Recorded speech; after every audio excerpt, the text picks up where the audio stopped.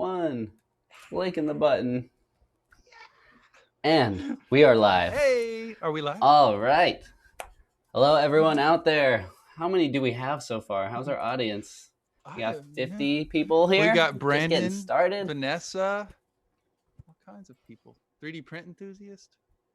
Can everyone see us? Let's get some. Yeah, let us know if y'all can hear us okay. Am I super loud? Is JWall super loud? Hello. I'll be honest, I thought I had it all figured out, guys, but then last 30 minutes we've been doing some last minute troubleshooting, so it happens. We'll be lucky if you guys can see everything and hear everything. Yeah. And so let's get started. All right. How's it going, everyone? Welcome to Make Anything. It's great to be live here with you guys. As you can see, we've got JWall here. Hey, everybody. What's up, y'all? Hey, let's learn some Blender. Has anyone out there know Blender? Yeah, how's everyone's Blender skills right now?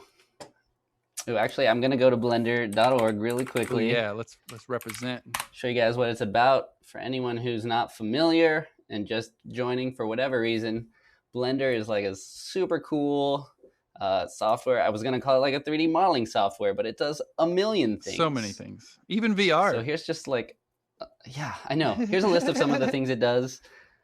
It's even got video editing, which I didn't know until just right now. But yeah, so Blender is like an open source free software, and yet it's insanely powerful. It's been around for years, I think. Yeah, since Blender Foundation started in 2002. Mm-hmm. And I've known about it for several years and always thought it was super cool. I think I downloaded it maybe 6 years ago and was totally lost. Yeah. Just last year, they released Blender 2.8, which was apparently a really big deal and made things a lot more easier for a lot of people. Yeah, Hopefully it just looks sexier. It's just much sexier looking. And they have the real-time render engine, Eevee, which is crazy. I'm going to have ads popping up too. Block those. Oh, no, there's a blocked by you, JWall. I have little pop-up ads, but you're blocking them on the live stream, which is perfect. Okay, anyways, so that's Blender. And here is PrintThatThing, aka JWall's website. Yeah. If you want to visit, make sure to go to makeanything.ppt.live. Yes. That'll let him know that I sent you. That's right. And basically, and you can use oh, go ahead. You can use a coupon code. Go ahead and explain it for the folks. Yeah. So we are just making an online workshop. I was kind of like thinking back a few days ago, like, how do I, help more people, and what am I good at? What do I like to do? Because I was kind of just doing 3D printing all the time, and I liked teaching, and I like making films. So I just kind of mashed them together, and now we're teaching online workshops that are very interactive. We do live streams. We have video or like VR chats every weekend, and really just trying to push people to learn 3D print design. Because I just think that in the future, we need a lot more 3D print designers like Devin and myself and, Chaos Core Tech, all of these guys. So that's my dream. And Devin hit me up a few weeks ago and was like, hey, I want to learn Blender. And so we just decided to do a live stream. And I think it's going to be really fun. Yeah. So I'll say I've known about JWall and his videos for a while. I think we probably chatted a little bit when I was first starting out my channel. Definitely. Like he was one of those 3D printing channels that popped up when I was doing my research. I was like, does YouTube need another 3D printing channel? Yes. We need as many as we can get. Yeah. So I'll just say, JWall, I've always appreciated your stuff. Like, you've made 3D printing super exciting. Dude, and right back at you're always enthusiastic and optimistic, and I love that. Yeah, dude. I went down through like kind of not a depression, but I was just like, what am I doing? A couple of years ago, and then I'd always see Devin's videos pop up. I was like, he's so creative. I love that dude. So it's an honor to be here, and I'm super stoked to do it. All right. Well, with that said, I guess we better jump right into it. Yes. Because Blender got easier, but it's still going to take a while to get started. Yes. So we're going to teach, I want to teach you just how to set up Blender for your 3D printer. So go ahead and think of a printer in mind, maybe one that you use the most. You just need the printing, the build volume dimensions. So go ahead and get that. I guess we got to do the CR10. Okay. Yeah, that's perfect. 300, 300, 400. Is that what you are? Okay. And then we're going to teach Devin and you guys and girls out there, if y'all want to follow along, come on, let's go. I'll try and keep it slow, but Devin's a fast learner, so keep up. Yeah. Keep up, fools. And so we're gonna make Suzanne's. This is like the Blender mascot, and so I'm gonna teach him how to make some really cool non-destructive workflows. That's what I love about Blender. And then how a bonus lesson at the end on how to do some sculpting. Because when he first emailed me, I was like, he wants to do sculpting, but we gotta teach him the foundations, the fundamentals. So that's what we're gonna do first. The first I knew getting started would be the hardest part, so I was like, the only way to do this, stream it live. I have no excuses now. Yep, you got to. We're in. And the thing is too, like I even drug my feet on Blender because I started out with Cinema 4D, and then I was doing Mesh Mixer and Tinkercad and all the other ones. And my girlfriend was like, "Come on, learn Blender," and I was like, "It just looks old." And then I got in and I dove in and I've like fell in love. Now I'm like, I want a Blender tattoo. I'm like a freak now. But yeah, Blender is really not made for 3D printing. I wouldn't say. I've kind of like hacked it for 3D printing. So there are some things, it's probably not as powerful as like Fusion or some Autodesk stuff. But if you're on a budget or you want to start making money with your designs day one, Blender is a good place to start. You can always go up to other softwares. So do you have any like fears, intentions, anything before we dive in? Yeah, well, let me just run through my history. I was like you, dude. I've gone through so many different design software, and it kind of always related to like a time in my life. Yep. So before I did 3D, it was 2D. Like elementary school, I already had pirated versions of Photoshop. I think that's how a lot of people Didn't we started. all? Yes. And then Google SketchUp came out, and that was my first time modeling in 3D. Interesting. With like anything semi-professional. Mm-hmm. Then I went to community college and learned Rhino. Oh, access to that. That's cool. Yeah, I've heard a lot of people doing Rhino, but yes. Then what? I wish I still remembered how to use it, but I don't. And then it was into college, and then they taught us SolidWorks in college, and then I started doing Make Anything. I got shuttled up to San Francisco, and I actually visited the Autodesk headquarters, and they taught me the basics of it there. Wow, that's amazing. Right there on the pier, right? Or on the water? Yeah. Yes, dude. I tried to apply for Autodesk because I love them so much. And I was like, I want to work there. I don't care what job. I just want to be in there. Yeah. But they said no.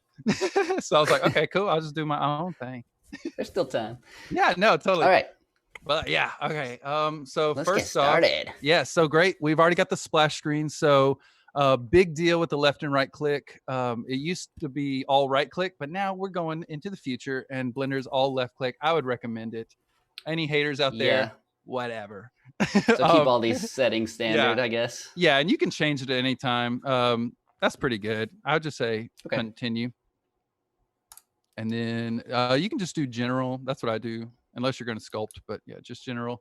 Yeah, and first thing we're going to do is what, ladies and gentlemen, save the project just so we don't lose any work. So go top left. I worked hard to make this cube right here. Dude, and this cube is so notorious. Everyone's like, the cube that you always delete. No, I'm saving it. Okay, we'll keep it. We'll keep it. We'll set you up. Yeah, go ahead and save as.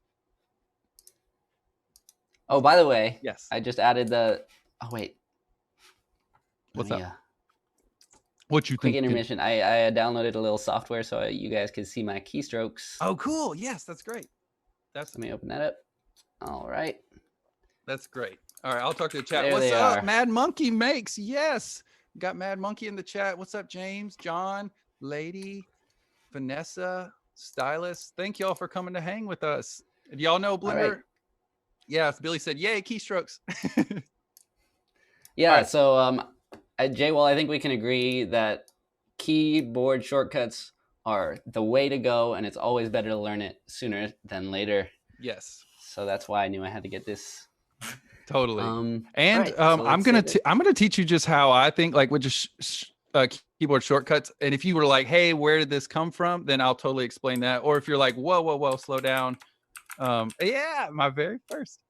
Very first. But yeah, cube. feel free to just be like, yo, hold the phone, dude, slow down, or anything, because I know you already know a lot about 3D design. Or if I'm explaining something and you're like, yeah, I know, just tell me. I get it. Right. Like I see, I can already navigate. Yeah. I Okay. figured. Yeah. So Devin already knows how to move. That's, beginner stuff, but Devin's a pro. So let's go ahead and go. You got it named. My very first cube. I love it. Oh yeah. So first of all, we're going to do some semi-boring stuff, but it's really important for Devin because I want Devin to be able to, anytime he opens Blender, to be ready to go for his CR10. That way he has like a sense of scale and it's all set in millimeters and he can just rock. So are you ready, Devin? Sweet. Let's do it. Are y'all ready out there, guys and girls? Anyone following along? Say, I'm following along in the chat. But, oh yeah, they're roaring. All right, cool.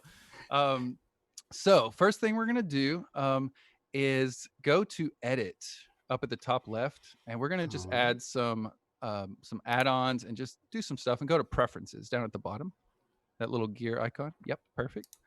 And so first off, we can go to system on the bottom left. It's like the third one from the, yep. Yeah, system. And then change the undo steps right at the top. It says 32. Change that to, as you can just click and drag if you want. And I think it's like 250, 250 yeah, 256. You got to do that. Otherwise, things can get crazy. So that's good. And if you mess up more than 257 right. times, then just stop. Yeah. You got other problems. Right. And then go to input over there on the left. It's like 3 up. Yeah, 3 up. Sorry. And then are you on a like a full size keyboard or a short keyboard or laptop? Full size. Okay. Mechanical, very loud. You got the numpad.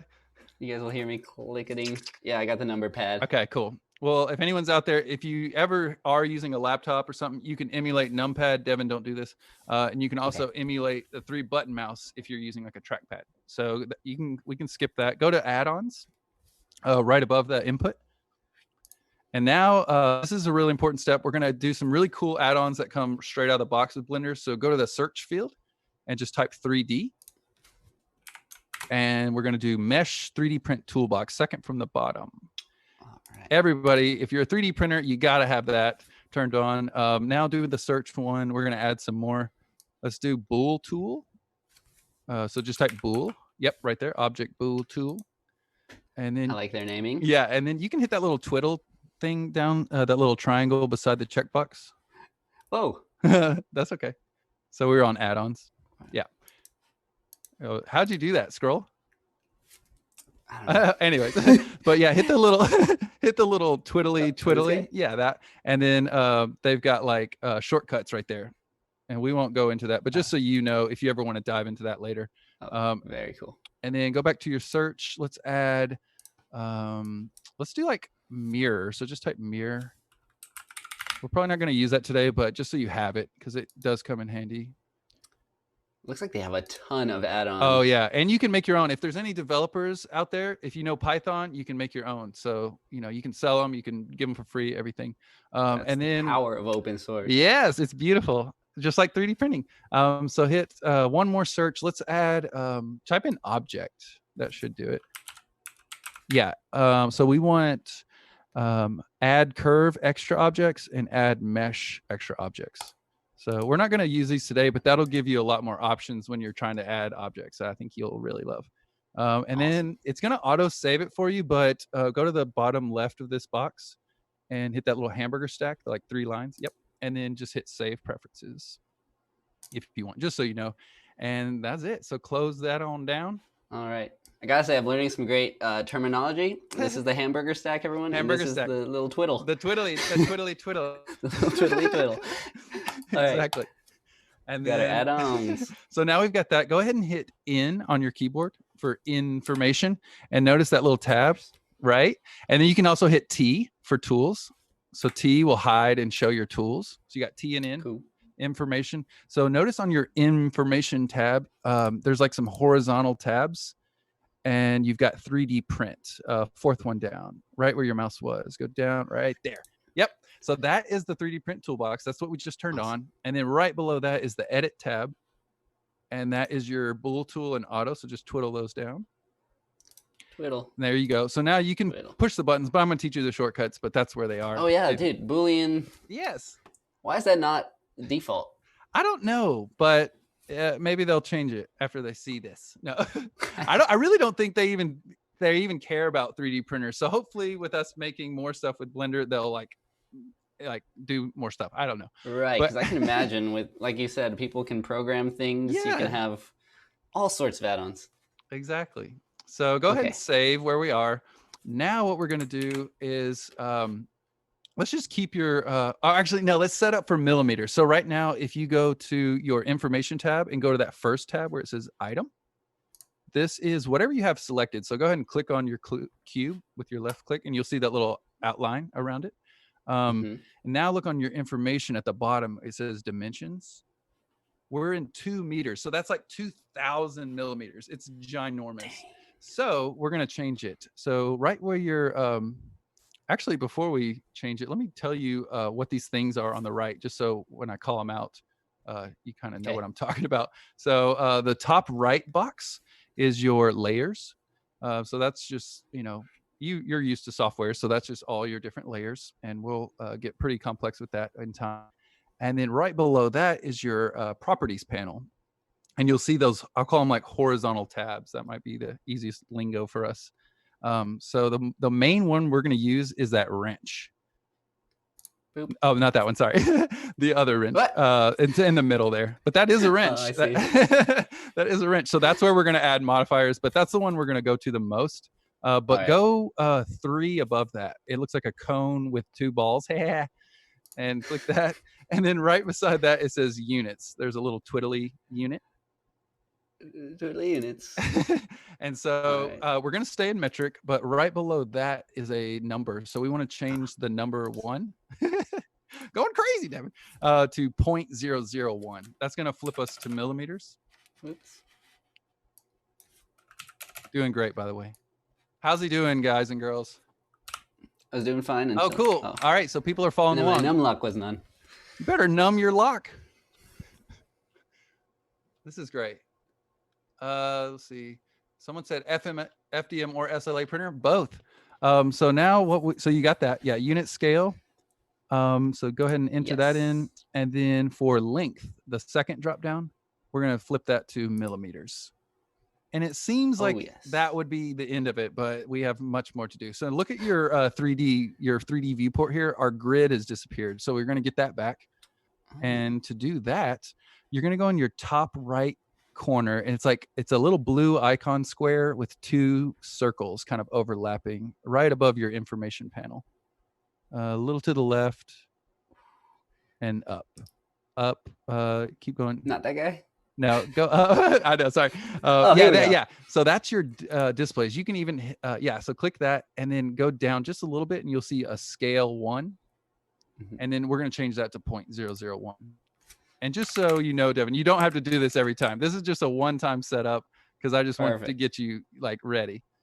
No, this is, makes sense. I don't have a 2x2 meter 3D printer just yet. Exactly. So now you see we got our grid back. One more thing. Sometimes when you're like zooming in and out, it'll like clip because it's used to being in meters. So we're going to fix that by going to your information tab over there on the right above your 3D print tool. It says view. Little to right there. Yeah. And then it says focal length and then clip start and end. On clip start, change that to just 1. And then for the end, do 2000. Cool. All right. So now what we're going to do is click on that cube. And you can pick whatever size you want. I recommend 50 millimeters, but just click on the cube. And then go to your information tab right above where we just were with the clip start and hit item. Because we want to know. So when you're thinking, we just want to know information about the item we have selected. And then at the bottom, now you can see we have 2 millimeters. So this is a tiny little itty bitty. Oh, yeah. Yeah. But we can print that. Yeah. I just got my resin printer. Yeah. Put it on the resin. And then just type in 50. But a cool trick that you can do is click out of that, click on the X and drag down. And then now just type 50 and then hit enter. Boom. Boom. Hey, and now hit period on your numpad or that. Yeah, that's it. So period on the numpad. Did I? No, yeah, you can do that. But oh wait, is that what it popped up? Numpad. Yeah, Sorry. numpad. Yeah. So period on your numpad is gonna like zoom to whatever you have selected. You're gonna do that a lot. But notice that our scale right above where we typed in 50, our scale for this cube is like crazy. In Blender, it's kind of, this is kind of the one thing I don't like about Blender is that you have to keep in mind your scale ratios, which is really nerdy and annoying sometimes, but you just always want it to be 1. So to fix it, just make sure you have your cube selected and do Control A. And we're going to apply scale. So this is just making it turn back to 1. You can think of that. So now, interesting. Yeah, sometimes, and the reason I want you to know that is because sometimes when you're doing effects or modifiers and things, that ratio that's off can mess up your modifiers. So you always just want to keep everything even. And the reason it did that is because we did it in object mode. And I'll tell you anyways, but just know that you want to keep your scale at 1. That's what I'm trying to get you to remember. So now we've got a 50 millimeter cube. And now we want to make our CR10 build volume, right? So we're going to add another cube. So just hit Shift A because we want to add. So Shift A, and then just do the second option there, cube. By the way, that's the one thing, like this little keyboard shortcut thing, it just shows a capital A. If you see capital letters, that means I hit Shift. Okay, that's noted. And then look in your bottom left corner, it says add cube. It's like a little twiddly, like a little tiny box. It's like black, bottom left of your 3D viewport. Yeah. So this will show up the very first time you create an object in Blender. So go ahead and hit that twiddly. And so now you're kind of like in creation mode, essentially. Right. So now just type in the size, do like 300 is fine. And then hit enter. Boom. And now hit period on your numpad. And that'll pop you out. So that's kind of our build volume. If you look at your information tab, you've got 300 by 300, but we need the Z to be 400. Exactly. So type in 400. That's going to throw off our scale. So hit Shift or Control A. And Control A and apply scale. Yep. And there you go. And so now another cool thing you can do is use your side little numpad there to change your views. So you can do like 1, 2, 7, and 9, and that'll flip you to your top, your right, your side views. And then if you want to do the opposite, you just hold Control. So if you hit 3, it's going to take you to the right, but if you hit Control 3, it's going to take you to the left. And then 5 is going to pop you in and out of orthographic. So if you need to line things up really perfectly, you can pop in and out of that. And then and then 2, 4, 6, and 8 are just like steppers. So go ahead and hit 2, 4, 6, and 8. You know, if you want to do that. I don't ever use that, but that's what those do.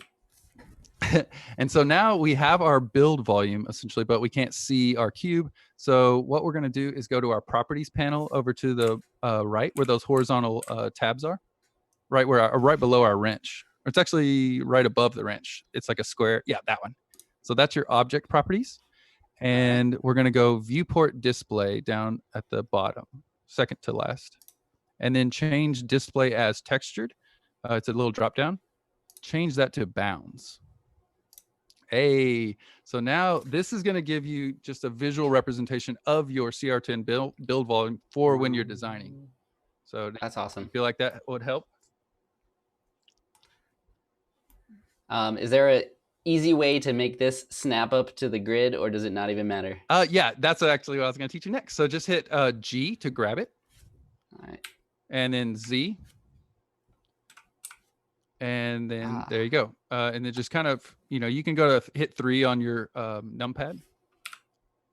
Oh, yeah. Oh, I think. Yeah. Oh, because yeah. Oh, that's a good point. So what happened was you actually told Blender you wanted it to raise up 3 millimeters. That's what it did. So just hit 3 first. Right. That way we get, Okay. Now hit G and then Z. Z to lock it on the Z axis. Exactly. Awesome. So now, and then just pop it. Do I kind of just eyeball it? Yeah, I mean, it doesn't have to be perfect, just so you can. I guess that's kind of like the thing about Blender, right? If you're comparing it to Fusion 360 or basically anything else I've used, it's a lot more just about it's visual. Free. Yeah, that's what I like. I just like to look at it just like you would in normal life. Another thing you could Awesome. do is you see on the information tab up at the top, it says location XYZ. If you wanted to be precise, you could just type in 200 and that would be I'm perfect. gonna do that. Yeah. Why not? I mean, we're here, right? And then, so now grab that cube. You can even do that, do GZ and then type in 25. Just type 25. Whoops. Oh, wait, that was 25 centimeters. Oh, maybe that doesn't work. Okay, yeah, there I'm you pretty go. sloppy with my keyboard. So there you go. So now we've got pretty close. Go ahead and save what we've got here. And we're almost done. But what we want to do now is rename the file. So go to your layers over there in the top right. And cube 1 is our build volume. So just double click that.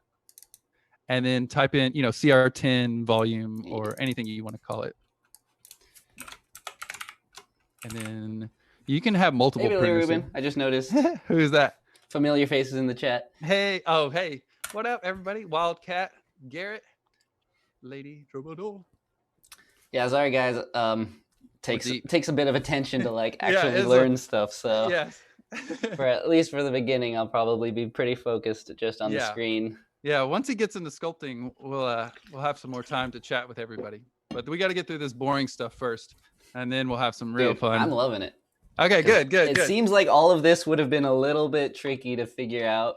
Yeah, and you don't have to do this specifically for 3D printing, You don't have to do this. This is just something I kind of figured out the other day, and I was like, "This is cool! This is like hacking Blender." No, this is perfect. This is what I love about the course that you're doing is that it's directed at 3D printing because Blender is such an expansive software. Yeah. So if you just say how to learn Blender, you might get a little overwhelmed. That's why I was like, nobody's talking about it, so I'll do it. Dang. Awesome. So now you can kind of click around, get us some visuals here. Yeah. So, everyone, look at my beautiful. Yeah, that's a CR10 cube. With a 50 cube. So we could just stop here, but I really want you to be set up like a pro. So what we're gonna do is grab, click on your camera in your list there. Here. I guess your layers. Yep. And then hit period on your numpad. And you can see it's inside the cube and it's super tiny. So just, maybe scroll out a little bit and then hit S and that's your scale and just scale it on up. Whoa. Hit escape. Inside. Yeah, just hit escape. Kind of move your mouse. That's the one thing too that's really tricky. And everybody watching, sometimes if you're too close to that center dot and you hit S, you don't have enough room to move. Is it scaling around? It's scaling the camera. We can hide the cube. Go ahead and hit, just click on the cube and just hide it for a sec. And then grab your camera and it doesn't look like it's grabbing it. What's happening? Oh, there it went. Okay. Oh, weird. Hit escape. Oh, there you go. There it went. Or no. I don't know. Going there. Yeah, you want it yellow like that. Yeah. There you go. Oh, weird. Let's see. Just hit X and delete it. Yeah, delete. Goodbye. And then do shift nice. And then put your mouse on the 3D and do shift A. And we'll add a new camera. 3D. On the 3D viewport, sorry. Right where you are. And then do shift A. This thing? No, right where you were. Just in the middle. Yeah, sorry. And then do camera. It's the fourth from the bottom. Yeah, the other thing, guys, is JWall has no way of controlling my screen. So right. We're playing a little game of right. Once we get our lingos, and I'm probably I'm just saying weird things. Now, so click on it and then hit S. Then, oh, weird. Maybe it doesn't do it with this one. I don't know. Okay, screw it. I did just, I can grab it. I can move it around that. Yeah. Oh, you can? Okay. Hit period on it. Okay, now try hit S and scale. Weird. Okay, maybe since you downloaded the new one, that doesn't work. But that's fine. You can just delete it. That's fine. I was gonna get it to where you could do EV renders, but that's a more advanced topic that we can do another time. So we can still do the light. So grab the light and then hit G and Z and then just bring it on up to the top. Kind of like a light that's above your printer bed. And then what we're gonna do is change it to the sun. So on the properties panel to the far right, those horizontal tabs where the wrench and stuff is, go down. Yep. There's a second from the bottom one. It looks like a little light bulb. So these are like properties for your lights. And right now it's a point light where it's kind of blue highlighted, but we want to change it to the sun. So Whoa! yes. So now that you have the sun, let's take the strength down to maybe 10, because right now it's like we're inside this, or It is, yeah, it's like blistering. a few millimeters above my CR10. So Yeah. And so 10 should be fine. And you'll see like a little dot that's appeared below the sun. And you can just click that once and just move your mouse around. And that is the kind of the light, the direction that you want the light to do. I see. And you can bring that cube back, and I'll show you how you can see your light as well. So right now you're in like solid, kind of like modeling mode. But if you want to see your lights, you have to move into a different display type. And you do that in the top right-hand corner. There's like 4 spheres. And those are your, yep. So just click any one of those. You can just pop through those. Those are like your wireframe, that one is your rendered, or I guess I could just talk you through each one. The first one is wireframe. So that's, wireframe. Right. The second one is the one we've been in, which is probably the one you'll be in a lot of times, which is just modeling mode, object mode. And then the next one is like material preview. So if you have colors on it, let's just add a color to it. Yes. Let's go to, you see those tabs at the very top? Do the middle one that says shading. And then kind of zoom out, or you can hit period on your numpad. And this one was selected. Exactly. Yeah, he's learning. I love it. And yep, Derek said use Z. So we're gonna teach him that. Thanks, Derek.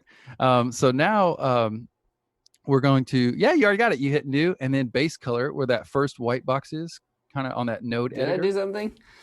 It looks like you did. But I kind of looked up at the chat, so I didn't see what you did. But you did it right, so good job. But on base color, we're going to click that first white box, and you can... down here? Yeah, down there. Mm-hmm. So that's your node editor. That gets really complex, but just click that first white box. Yeah, and then change any color you want. Get that nice blue. And then down below, you can see those sliders like metallic, specular, roughness. You can add anything you want. And then maybe go... Just make it nice and shiny. Yeah, do your thing. That's great. Yeah, now we got a nice blue metallic cube. And then, so now... the sky reflecting off of it. Oh, wow. You really can. Oh, speaking of that, go to... You see where those 4 spheres are in the top right corner? Uh-huh. You can actually click that little drop down right beside it. It's like a little drop down. And see that... it's like an HDR. So click that sphere. Yes. Click on him. And then you can change like different view modes. What you want it to look like, and that's just kind of for just crazy stuff. If you want it to look cooler, this looks nice though. Yeah, and then the one that's right beside it, the second sphere, I'll show you some tricks. Oh, that one, yes, that one's rendered. We haven't done that one, but that one's Eevee. You can go back to the fourth one. Yeah, we'll go in sequential order. I'm getting out of order. So that's material preview, and then if you go to the last sphere up in the top corner, that is like rendered view. You're actually in Eevee. So this is a live render engine that's like super brand new to Blender. So if you grab your sun angler, that little angle dot. Oh, we got a little clipping action. Yeah, grab that. And then now, yeah, so now you can see how you can change your angles. And I just want to do that because I know that you're very artistic. So I thought it'd be helpful if you're taking pictures or something of your designs, you know how to light something. And let's go back to layout tab at the top and double click that layout. And let's just call it like 3D print or design. You know, you can call it whatever you want, but that's you can be like your 3D designer tab. Yeah. And then there you go. So we've got that. Another quick way that Derek mentioned in the chat is an easier way. This is the way I change through my scenes or my displays is hit Z while you have your mouse there. And now you can just move your mouse up, down, left, right to quickly pop into the different viewports. So that's the easiest way to do it. So thank you, Derek. And now the last thing, we're almost done with this, is make a new collection. So to do that, let's go to your layers. And you see up the top where it says collection? Double click on that. And let's just call that studio, because this is going to be like your lights, your cameras, you know, your CR10, you know, just stuff you're not going to export. And then another cool thing up at the top right of this box, you'll see kind of looks like a golf tee. Yeah, right there with the drop down. Click on that. And let's add some, you see the very top boxes. You want to click the one that's got a triangle, like the little mouse pointer. And then maybe the one that looks like a camera, the third from the end. And these you can just toggle on and off if you need. So go ahead and twiddle that back up.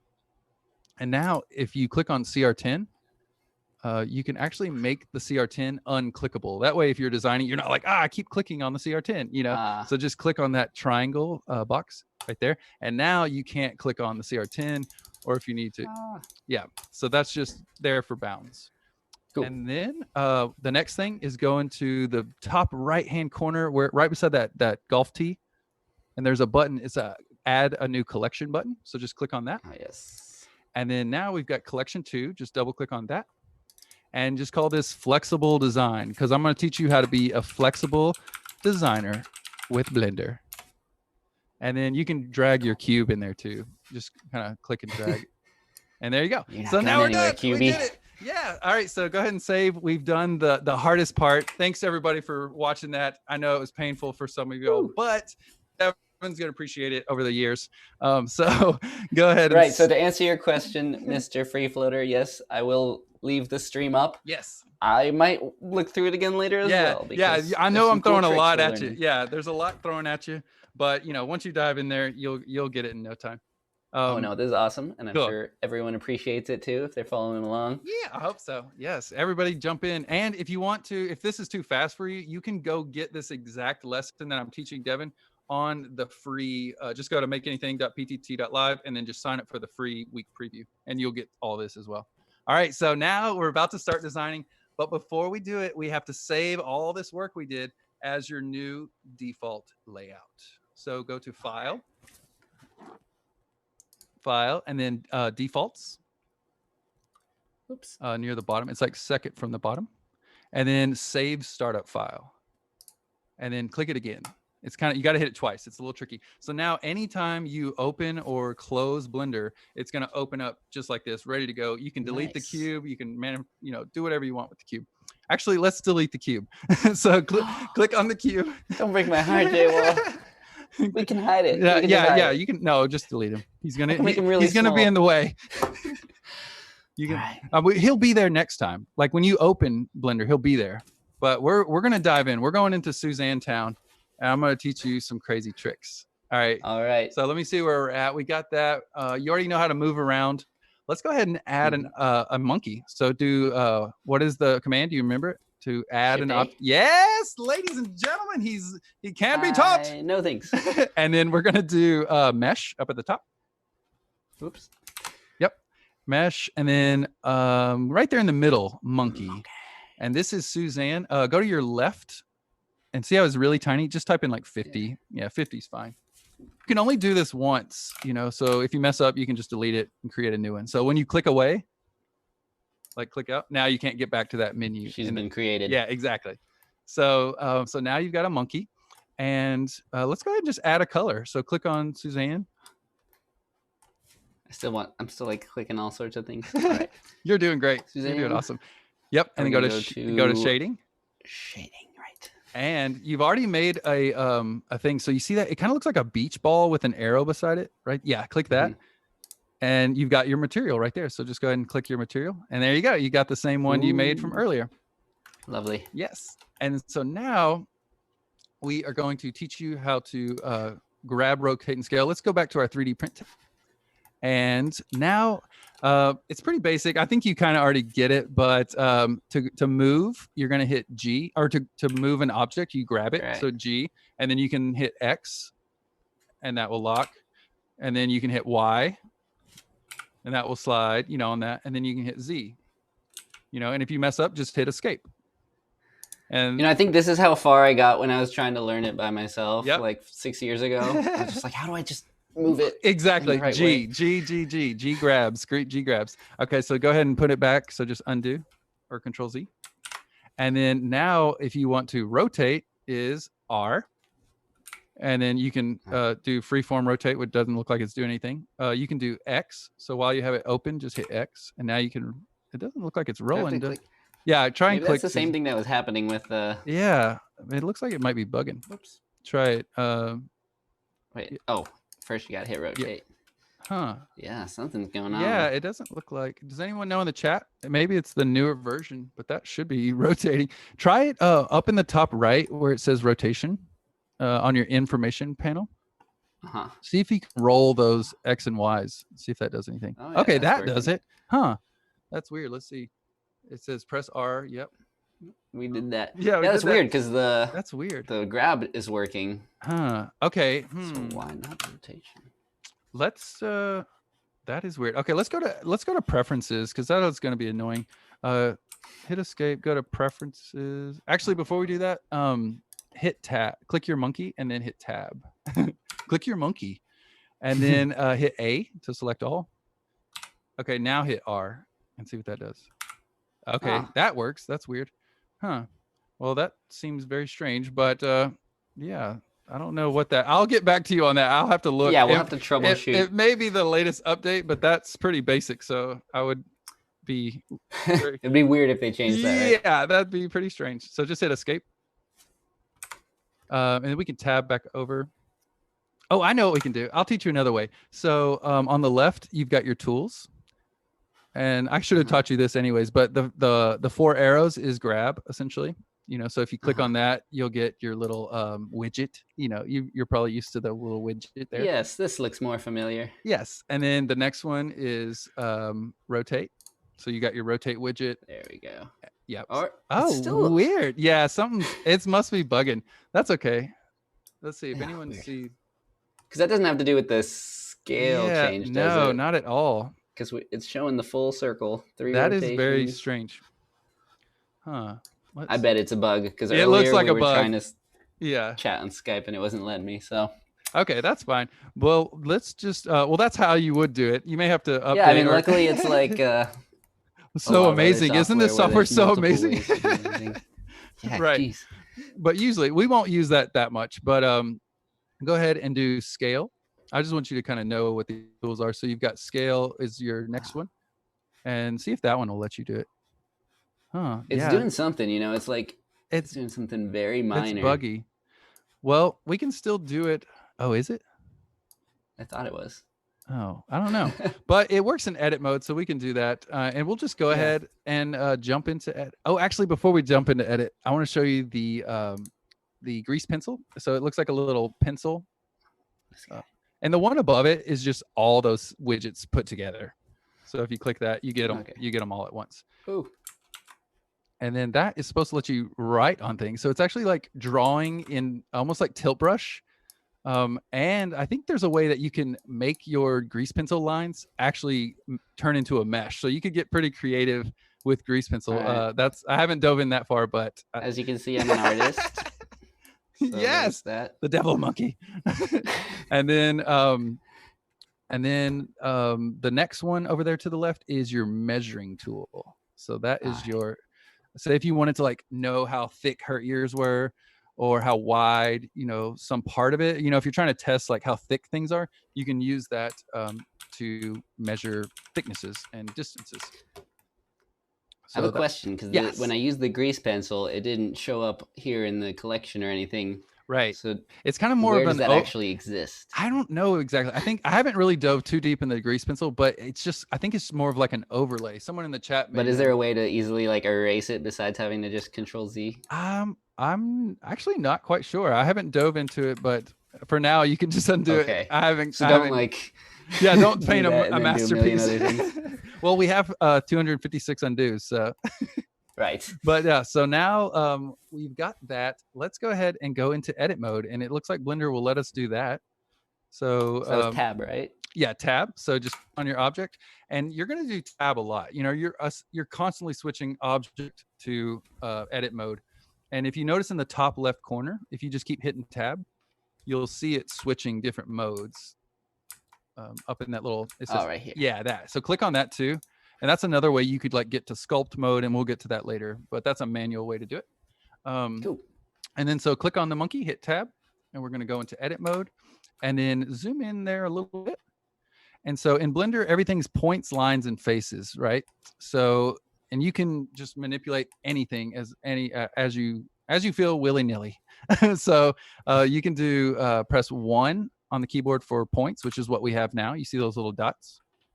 And then if you hit 2, notice in your top left corner, there's right there. that. So you just switch from point mode to lines. So now you can click on Suzanne's face and grab any of those lines. Faces. Yep.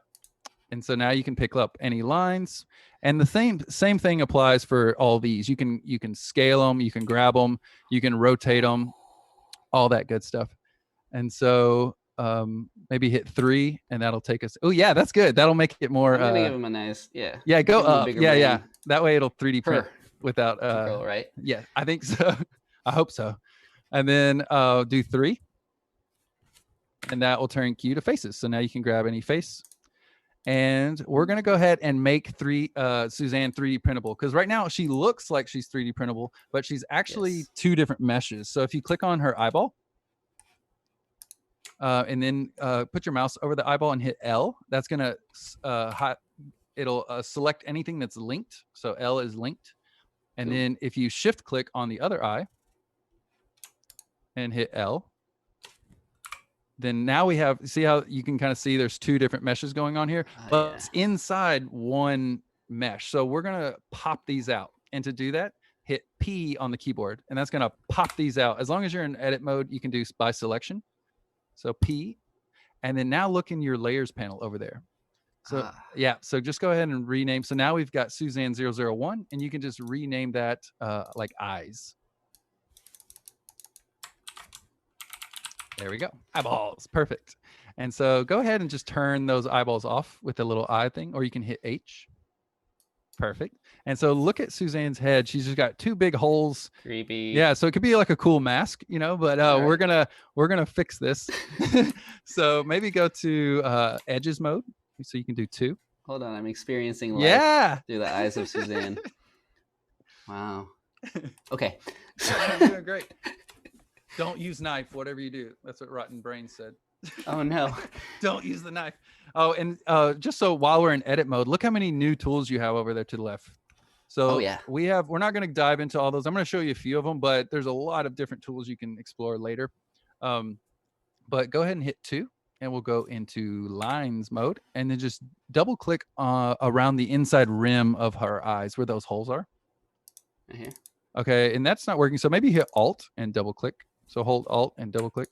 Yeah, so that's, so with yours, you're going to hold Alt and double click. That'll do like a loop select. And then now we want to fill this hole. So to do that, we're going to hit F to fill it. Boom, done. And then we'll do the same thing for the other eye. All right. And then fill it. Boom, now she's 3D printable, but we need to test it. So now we're going to use our handy dandy 3D print toolbox. So hit N. Yep, there you go. And then now you see how there's all these, you can check the volume, you can get the area, you can click on anyone you want. So there's the volume, you know, cubic centimeters if you're going to send it to Shapeways or something. And then, so all the other ones down here, it's like solid. It's going to check if it's got any holes, intersection, if any meshes, like planes are colliding into each other. But Blender will do all this at once for you with that big button at the bottom, check all. So when you hit check all, it's going to run through all those and see what's going on. So the only thing that's messed up here is you've got some non-flat faces. So go ahead and click on non-flat faces, and Blender will highlight what the issues are. And so it's saying that we've like pushed these planes like way farther, almost like if it was a piece of paper and you like bent it really far. It's kind of what we're doing to these polygons.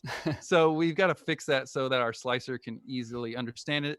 So to do that, Blender will do it automatically for us. So right below what says overhang face, there's a twiddle down that says cleanup. Hey. And it's even got a make manifold button, but I don't really use that. I just do everything manually. So right above make manifold is distorted, and that's how you're going to fix these. So watch what happens to your highlighted polygons when you click that.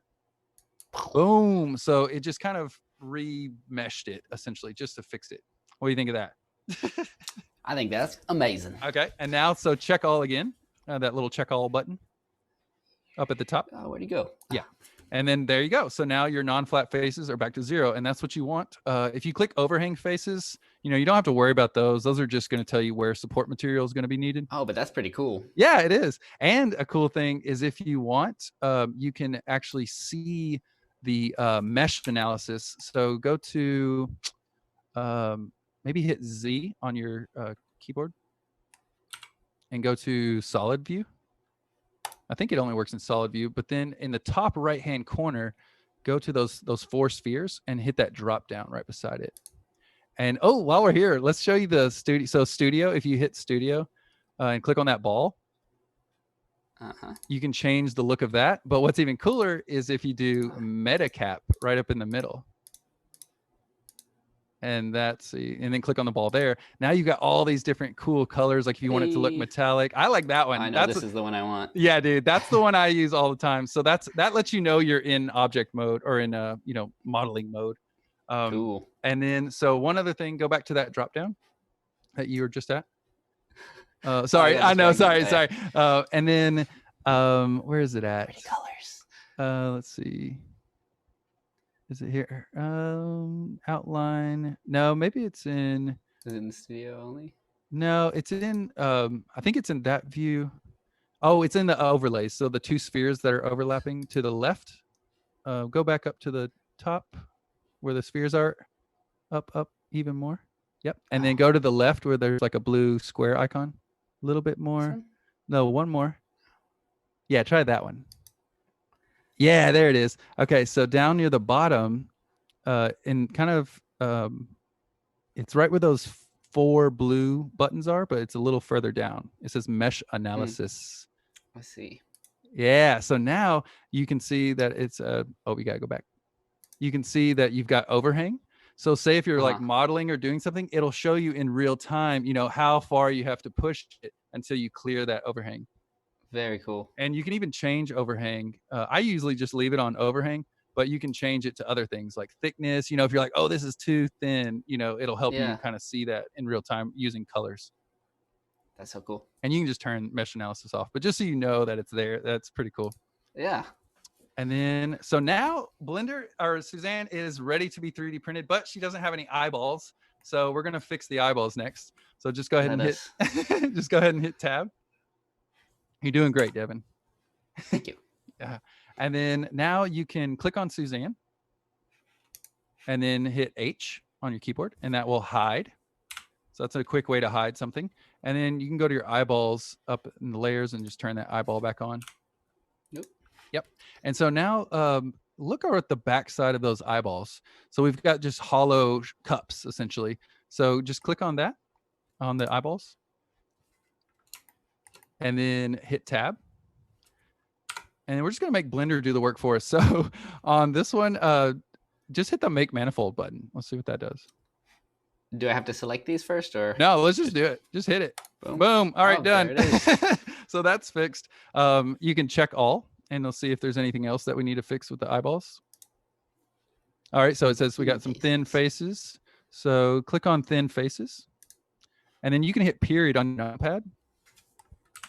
And that'll zoom it in. So that's our problem. It's saying that the top of that eyeball is like the edge is too sharp is what it's saying. A little bit. Yeah. So you can just select it with maybe hit 2 to go into edge mode. And then click the top of the mountain there. Not that one, the one right on the flip side of that, on the far side. Yeah, that one. And then hit, we're going to bevel. So you could use a key, like one of the tools on the side there. That's your bevel. But I just do Control B, and that's bevel. So Control B, and then just kind of select. Oh, that's not working. So hit escape. Hit escape. Yeah, you got to download a previous. You may have to download a previous version. This is kind of buggy. I think so. Yeah, let's just do the bevel tip over there. It's the third tool. You were almost there. One down. Yeah, try that. See if that. Just click and drag now. Oh, there you go. Okay, now scroll on your mouse wheel.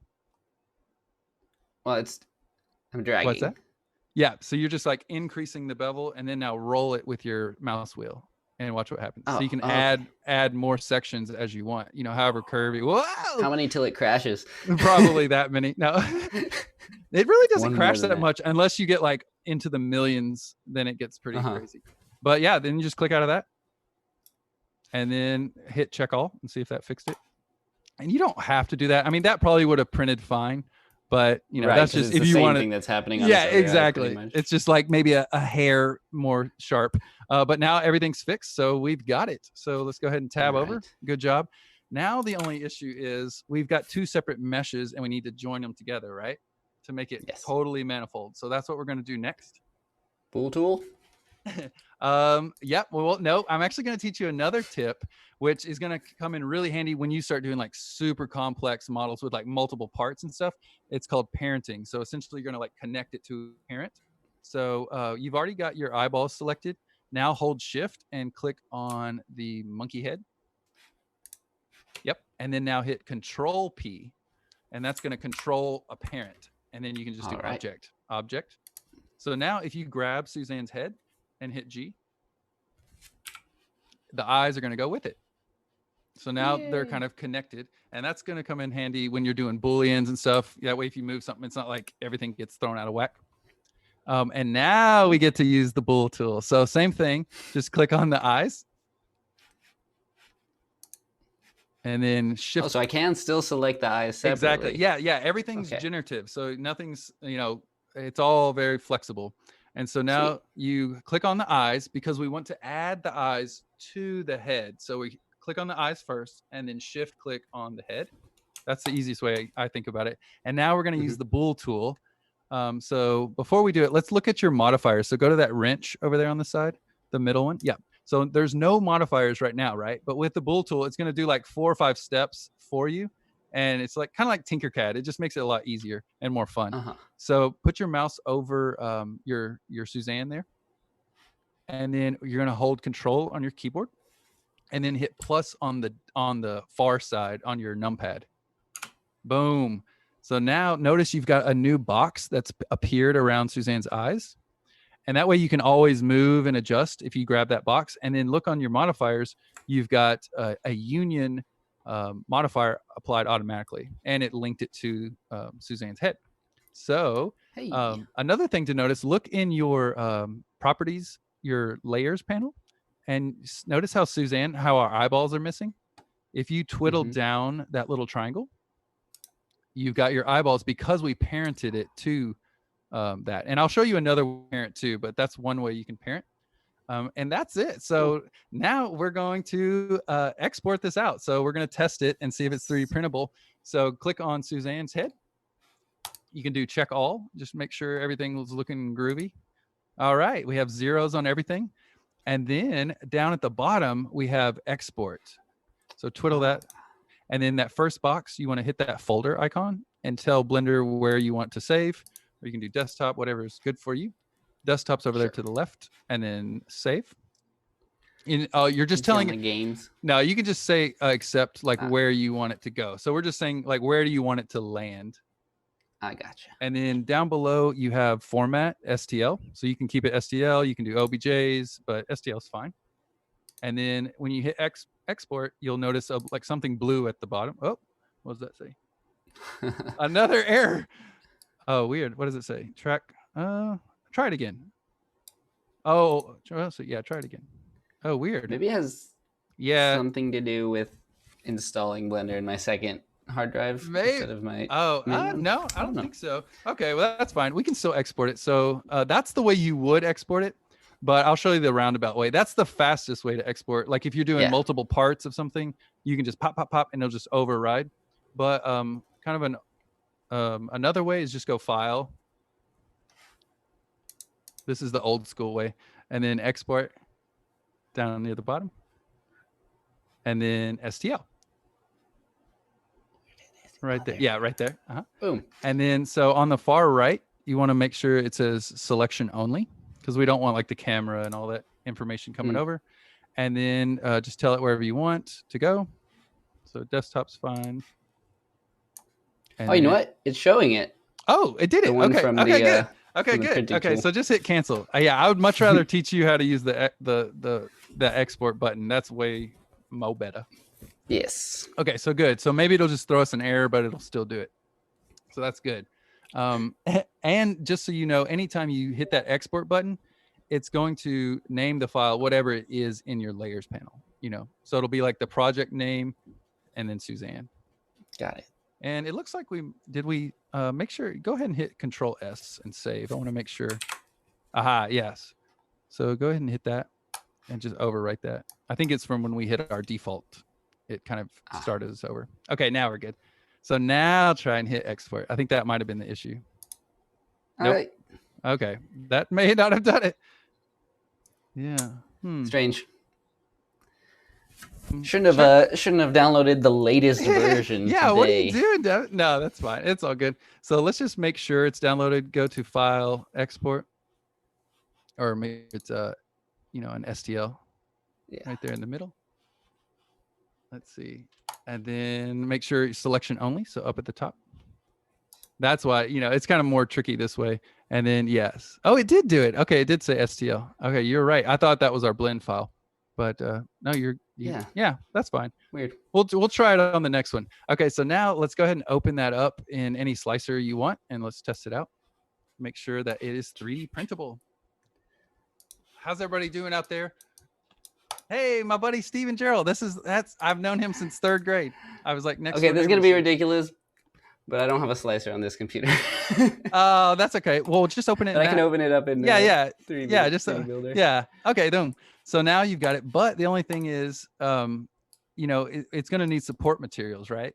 Because of all that. So I'm going to show you how to get it to where you don't have to have support materials, and we're just going to rotate it a little bit and then chop off the bottom. So go back. Okay. You're doing great, Devin. It's a lot, isn't it? Isn't that a lot of information? Software. Yeah, I know. Yeah, it's a lot. How impressive. I know half the shortcuts that you've taught me, probably. Right. It is a lot. So now what we're going to do, since we've parented everything together, you can just grab Suzanne's head. And then let's do rotate on the item tab over there. Try that. Yeah, try rotate. And then try and grab it and see if you can rotate. Nope. That is so whack. So just do it in edit mode. Yeah. Try it. It might not let you. You got to hit all. So hit A. And then hit RX. And try that works. Okay. But I don't think it's taking our eyes. So go ahead and try it. I don't think it's going to do it. Yeah. Because, try and hit edit. I know another way we can do it. Click Suzanne.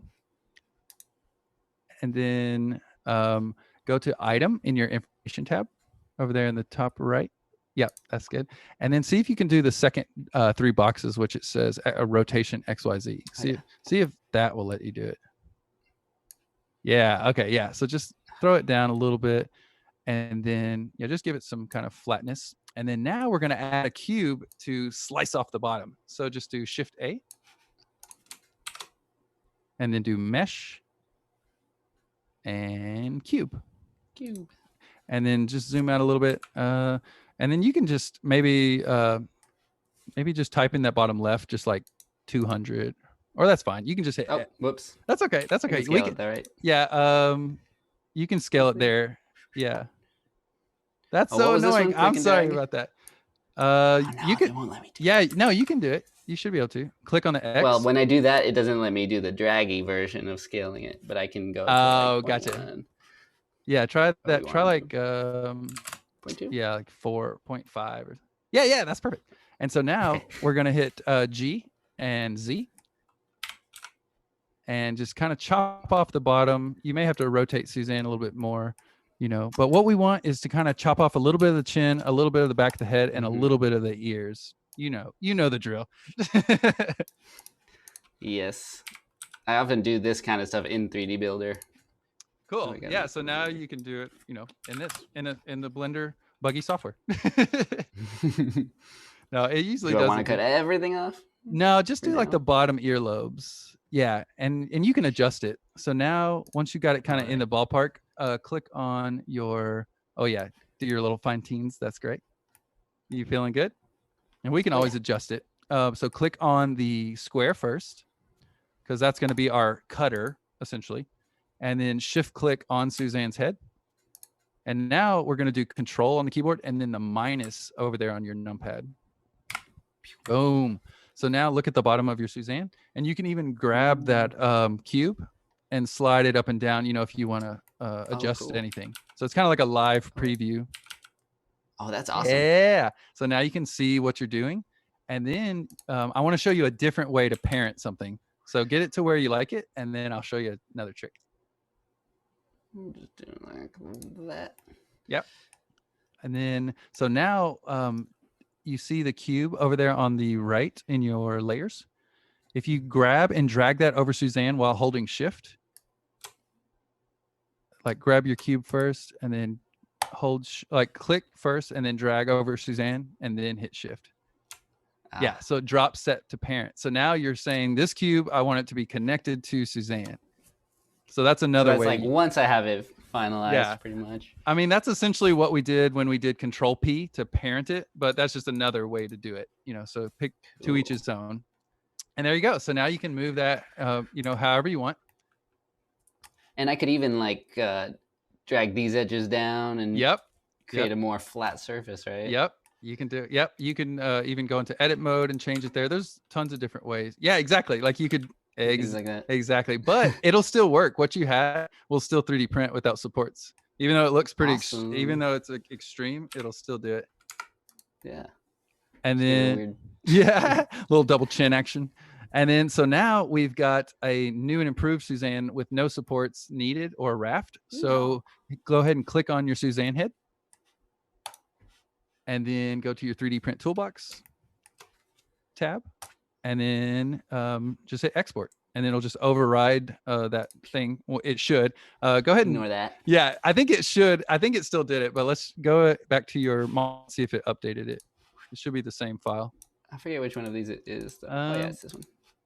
Yeah, there you go. So it does work. Okay, good. So now you've got a 3D printable Suzanne that doesn't need support, and it has a double chin. Right. And so 3D Builder's not giving me that little warning that something's going on. So that means it is a very nice printable file. Okay, awesome. Good. All right, that's great. That is super good. So now I'm going to take you and we're going to do these cool effects, and they're super simple to do these. Yes. Even though it looks complex, it's super easy, and it looks like the kind of stuff that I used to do in Mesh Mixer almost. Yeah, the Voronoi. There's a little more control here. Yes, definitely. So let's do that one first, because I think you'll like that one. So let's go ahead and save where we are. How's everybody doing out there? Hey, Layer Field Designs, what's up? And then we're going to add some more modifiers. So, but before we do that, let's keep our original Suzanne intact. You know, this is our original.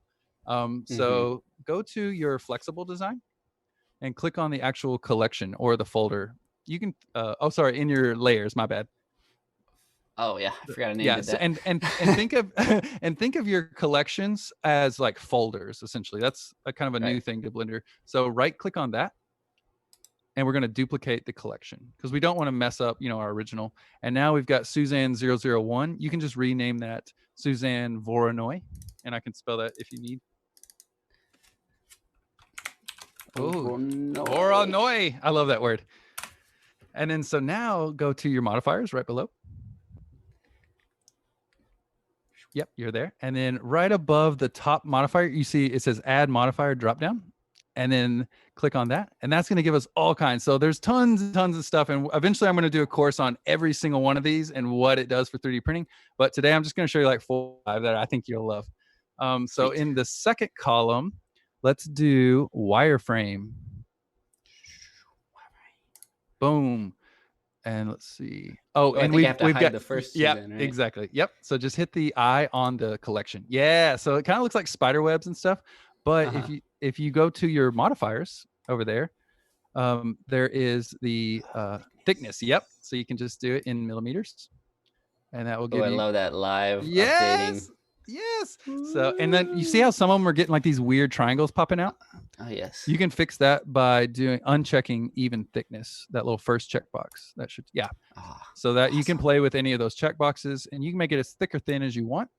But now we're going to compound some. So we could let's go ahead and export that. Let's rename the file up there.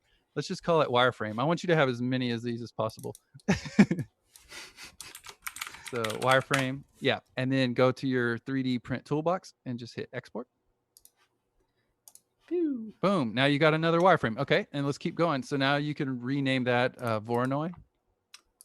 Or yeah, Okay. yeah. Let's duplicate it. No, that'll be cool. I think Why not, that'll look cooler. So duplicate collection, and then let's call this one Voronoi. Oh, you're good. I love it, Devin. Hiding those layers. You're a pro, dude. Okay, and then now keep the wireframe on, but now let's add another one. So go to add modifier at the top, and we're gonna do subdivision surface, third one from the bottom in the second column. Ooh. Yes. Yeah, now we're talking. So now, and cool. maybe go down to the bottom, and you can collapse those too if they get too long. You know, you can twiddle them, and then let's see where it says render and viewport. You can maybe bump those up to like 3. It'll start lagging the computer if you do too high. You just pump those up, and then watch what happens to your mesh. So you're getting smooth, you know? Yeah, right. Oh. And it's all based on your wireframe. So if you want it to do a different thing, you can control it manually. So I can go into tab right now. Oh, right my now, gosh. right? Yes. Now grab any of those wireframes, and it'll update once you tab back over. This is too much power. Yes, dude. It's so amazing. That's why I'm like, why is nobody using this? Hold on. We're gonna just keep growing her brain. Yeah, do it. Do it. So have some fun. I'll talk to the chat. Hey, Layerfield says she loves Voronoi. I love Voronoi too. I used to call it Voroni until I was educated. Me too. Maybe you got that from me because I'm pretty sure that's what I said in my first video. I think it sounds better that way. Cool. So I think I knew you were gonna love that. That's what I really even wanted to show you is the Voronoi style. So I hope you make something really cool with that. Yes. And then once you tab over, boom. Wow. What do you think of that? That's awesome. Yes. That's so fun. All right. So now just hit export, and you've got a new design. Make sure you've got Suzanne selected first. I don't think you have anything. Yeah. Okay. Now do it. Boom. So now you've got another Suzanne, and then we can duplicate the collection. And let's see what else I want to show you. Now it's starting to slow down a little bit. Yeah, you can turn that last subdivision surface down on the previous one we had. You see those blue boxes? Oh, sorry, I'll let you get. Yeah, so go to your Suzanne on the previous one in Flexible Design 002, and then click on that. And then on your subdivision surface modifier at the bottom, turn off the computer screen. It's like blue icons up a little bit. Oh, here. Right there. So that'll toggle on and off the effect, essentially. Okay. So save that a little bit of it'll save you. energy. We've already exported it, so it's fine. So now you can turn it back off. And then, and then for this one, let's do a blocks. So call this Suzanne blocks.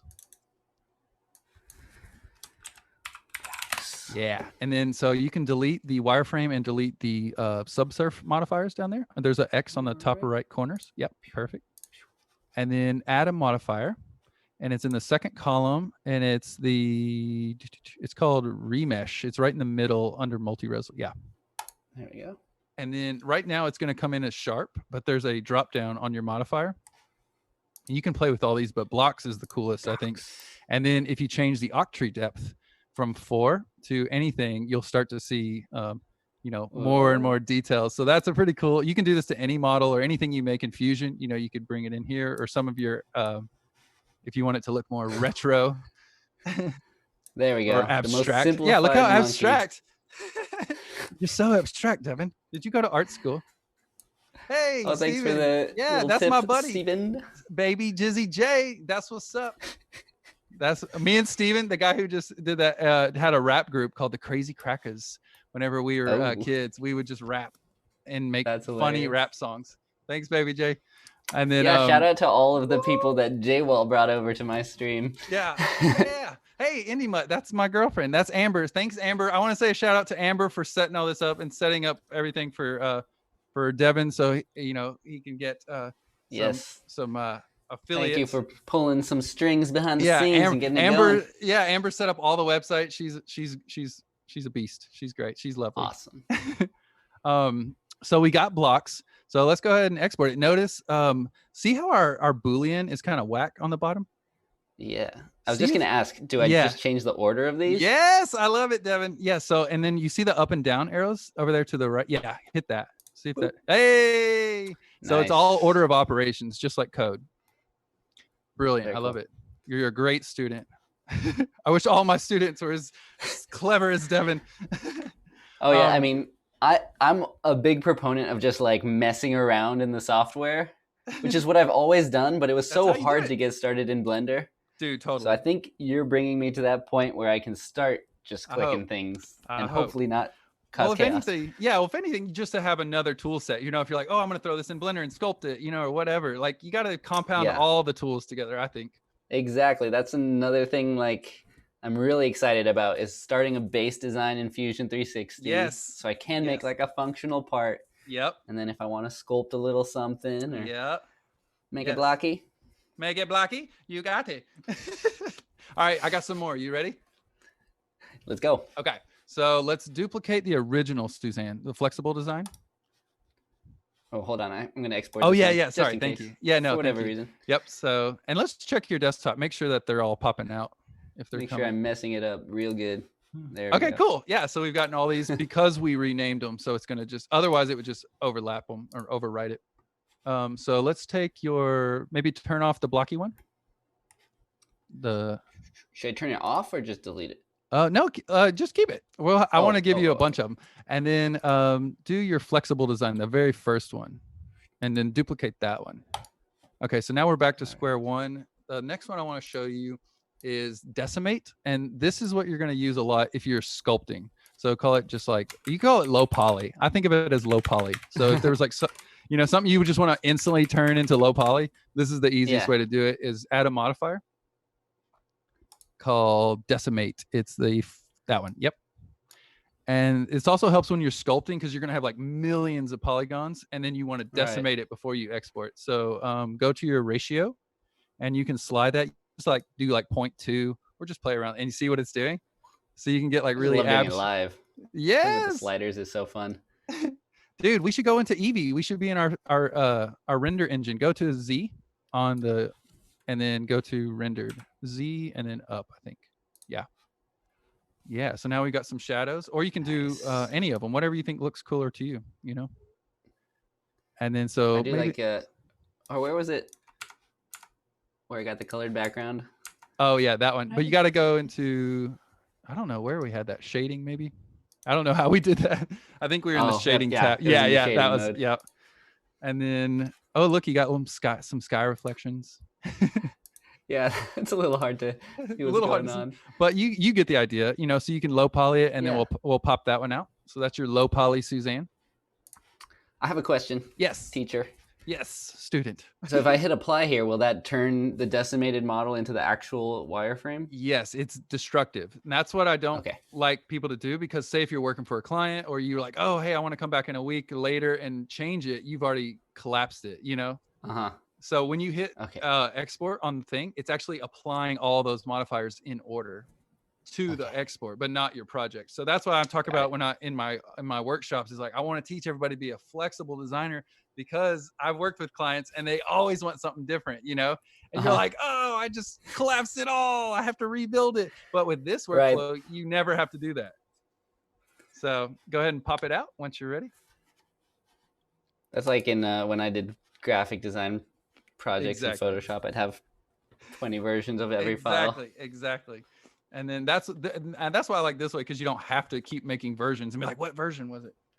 And then next, let's do, okay, this one's going to be cool. So let's go and duplicate that original Suzanne.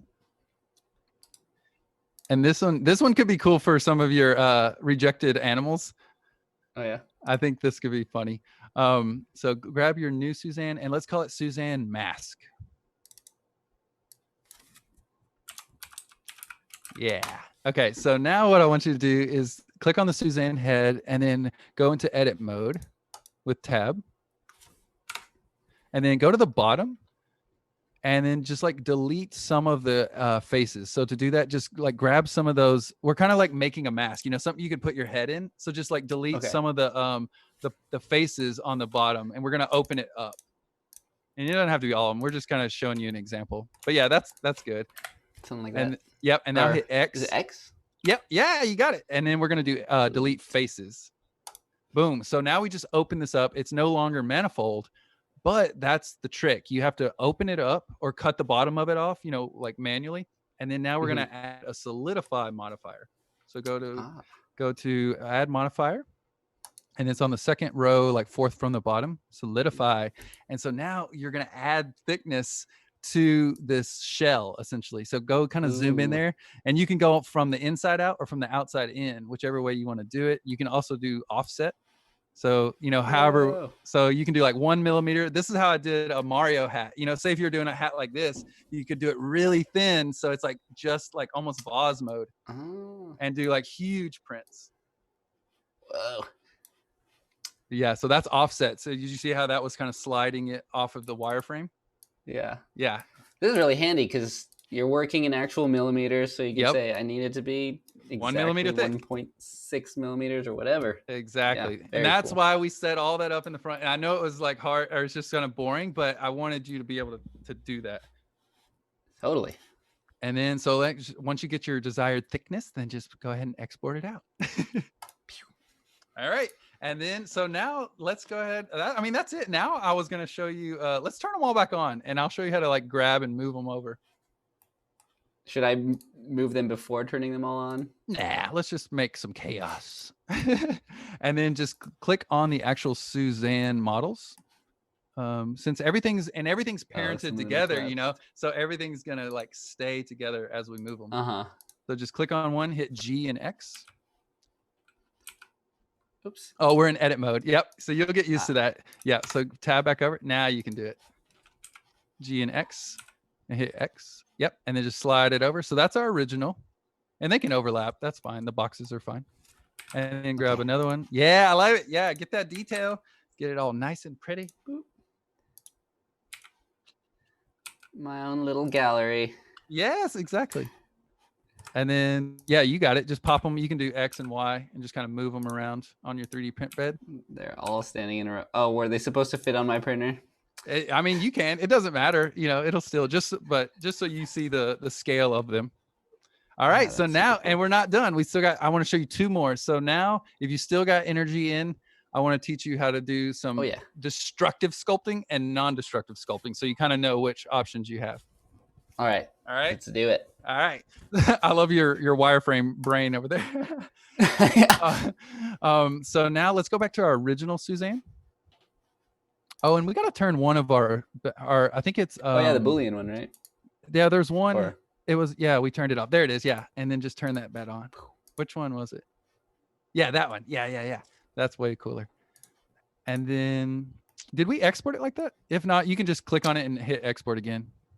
Just in case. I think we did, but that's the power of the the 3D print tool when it's not bugging out like that. It's weird that it's bugging out and working at the same time. Right. The power of Blender. No. So the next thing we're going to do is duplicate the original Suzanne, and we're going to do some non-destructive sculpting. So call it like, Suzanne sculpt flexible or anything that makes sense to your brain. Fix. Oh, XU Reality says there's cloth simulations, which I haven't tried for Blender, but it could be cool to make like really cool wavy stuff and then figure out how to 3D print it. But there's just so much to do. There's just so much. So now we've got this one. Yeah. So now we're going to, this might be a little heavy on the computer, but just go with your feel. If it starts feeling laggy, we might have to pull back a little bit, or turn some of these off. But so click on your Suzanne. And then now what we're going to do is add, we need more geometry. So to do that, we're going to add a modifier called multi-resolution in the same column, second column right in the middle. Yep. So now nothing's happened because we have to keep telling Blender to keep subdividing. So on the right-hand side, and notice that it went to the top because this is Blender saying, good. What were you going to ask? Why it went to the top? Why is it on the top? Because it's saying that it has to be first in the order of operations. So it just does it for you. Okay. And then on the right-hand side, right below simple, it says subdivide. Hit that maybe 2 or 3 times. I'd say 3. Maybe let's do 1 more. And then now click on, you see the box that's around Suzanne's eyes? Mm-hmm. Click on that too, the actual box. And then go to the let's add a modifier to that too. And same thing, multi-resolution. And the reason I'm doing this with this is, say if you were gonna like sculpt something, or you brought in a part, and then you were like gonna go to town and do some crazy sculpting, and then like halfway through you mess up, you could just delete this multi-res modifier, and it's gonna come back to the original Suzanne, and then you just throw another multi-res and start over. There's the beautiful edit I did to the eye. Whoa, so nice. You can smooth it out in sculpting. So now what we're gonna do is go to sculpting. So go ahead and click on the Suzanne head. So we're telling it, Blender, I want to take Suzanne's head into sculpting mode, and then go to your sculpting tab. Maybe go ahead and save, just since we're about to add a bunch of polygons here. If the stream just disappears, everyone, we'll be right back. And then, yeah, so now just start sculpting. The thing, you see all your different brushes on the left. Mm-hmm. And then notice at the top middle, right above, kind of in the top right-hand corner of your 3D window, there's XYZ, and the X is blue. Do you see that? This guy? Right. Yeah. So that's saying that it's gonna mirror anything you do on the X-axis. So that's just, you can turn that on and off, but just leave X on, for now. Is that the function we added with that little mirror add-on? No, that's a great question, but no. This just automatically does it in sculpting, because see how the other side of the head is doing it too. Mm-hmm. And when you click and drag like that, you see how it kind of goes to low resolution, and then it kind of that's normal. That's just kind of giving you quick view. So this is the non-destructive. It's not as like detailed as like what Blender sculpting really is, but it gives you kind of an idea. If you want your brush to be bigger, you can hit F on your keyboard and scale up. And then if you want, another way to do it is your brackets on your keyboard next to the P key. I like those. So you can, increase or decrease your brush. If you want to smooth, you just hold Shift pretty much on any brush. Shift will smooth anything you do out. Oops. So try Shift. Yeah. See how? Nice. Yeah. So you just mess it up and then smooth it out, and then Control will actually do the opposite of whatever brush you have. So if you're raising, if you hold Control, it'll push. Yes. There you go. And that's pretty much it. And then, so just have some fun. I'll talk to the chat. I'm gonna let you sculpt for just a few seconds. Just try different brushes, just go to town, and maybe try every brush for like 2 or 3 seconds, and just to see kind of what they do, unless you have an idea. This is going to be a monstrosity, by the way. I know. I was so excited. I was like, oh, Devin's going to love this sculpting. I thought of this for your rejected animals. I think you could even take them to crazy town. And this is just the touching point. You can even make your own texture maps. So if you wanted to add like scales, you can literally just like put scales on his body in like with a click of a button. It's pretty great. We won't go on that today, but it gets pretty wild. JWall, we're gonna have to do like a 20 stream series. Dude, we can do as anytime you want. I'll stream with anybody out there. And if anyone does the workshop, we do a 1 hour one-on-one. So if you're not super computer techy like Devin here, and maybe you need a little bit extra help, then we can set up a one-on-one. You get a 1 hour one-on-one with each workshop. And then, so yeah, just try some different ones. Try the bulge. Oh, try the crease one. You see that one over there to the left? It looks like right. Go down a little bit, down a little bit more. Oh, that one. Yeah. So that's going to like pinch the edges and like really sharpen things out and give you kind of a nice crease. You can go around edges, the ears, and then, yeah. So I'm just going to let you play. I'm going to talk to the chat, and then you just holler whenever you feel like learning the next. Well, I do have one question. Yes. Like right here where I stretched it out a whole bunch. Yes. Is there a way to just like add polys to that area? There is, and that's what I'm going to show you in the next one. Okay. And that's what you were saying about like the limitations of this non-destructive version. Exactly. This isn't as fun, but it's just so you know that it's an option. What I would recommend is just duplicating your flexible design, like collapsing all your modifiers on that one, and then going into the destructive sculpting, that way you never messed up your original. Another thing you could do is go back into object mode or your 3D print tab up there at the top. And then on the modifier, you could even add more subdivision, and that would give you a little bit more, if you needed finer details. That's one way, but it's going to get heavier, you know, on your computer. So I won't risk it for the sake of the stream. Well, yeah. Maybe go ahead and save, because sculpting can get pretty heavy. And then, yeah, so just have some fun and let me know when you're ready for the next style. No rush at all. Have fun. I'll play some ukulele for you. Oh, this is lovely. This is going to be the section of the stream where we have music and watching a monkey get uglier and uglier. Devin is sculpting. Devin sculpts.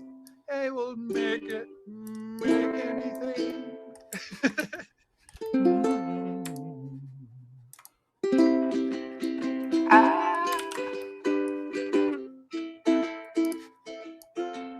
Is that too loud?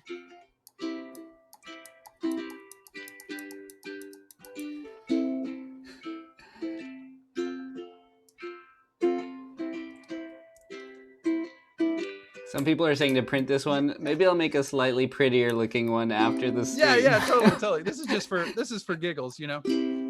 Someone said, Rotten Brain said, make him look like a shrinky zombie. It takes time. There's time to this. What's a shrinky zombie? I don't know, but I think it's getting pretty close to that. It looks pretty shrinky. Now I will give my thumbs up. Hack Monkey, thank you. Hack Monkey is now impressed with you, Devin. Yes, I'm impressed with me too. Hey, I'm impressed with you. That's looking great, dude. I really, really love the eyes that you went in, because that's gonna look cool when it's 3D printed. Yeah, that's the trick I learned from like Renaissance sculptors. Yes, they just the pupils are just an illusion. Exactly. It's like that shadow depth.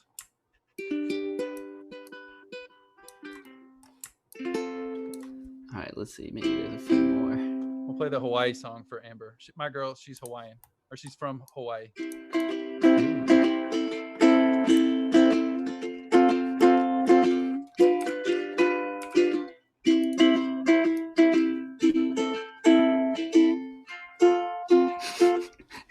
Live animation. Ooh, how do you do that? How are you? Oh, you're grabbing it. Yeah. So that's before. Like just grabbing it. You know, you're just like mushing it with your thumb. Yes. Dude. And you can learn animation. So when you do make your little models, you can make them do little things, you know, and put them in your videos.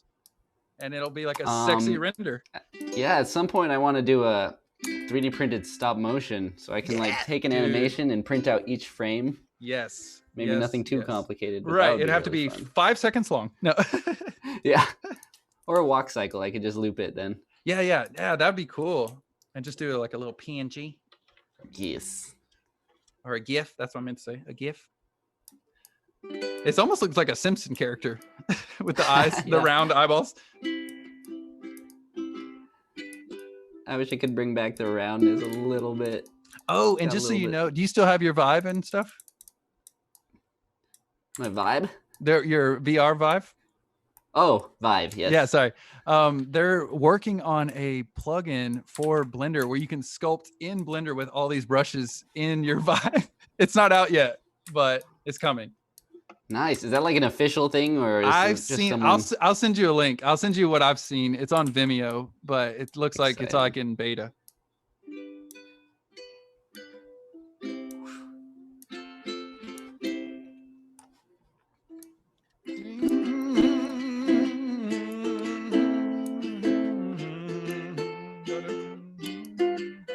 How's that for Shrinky?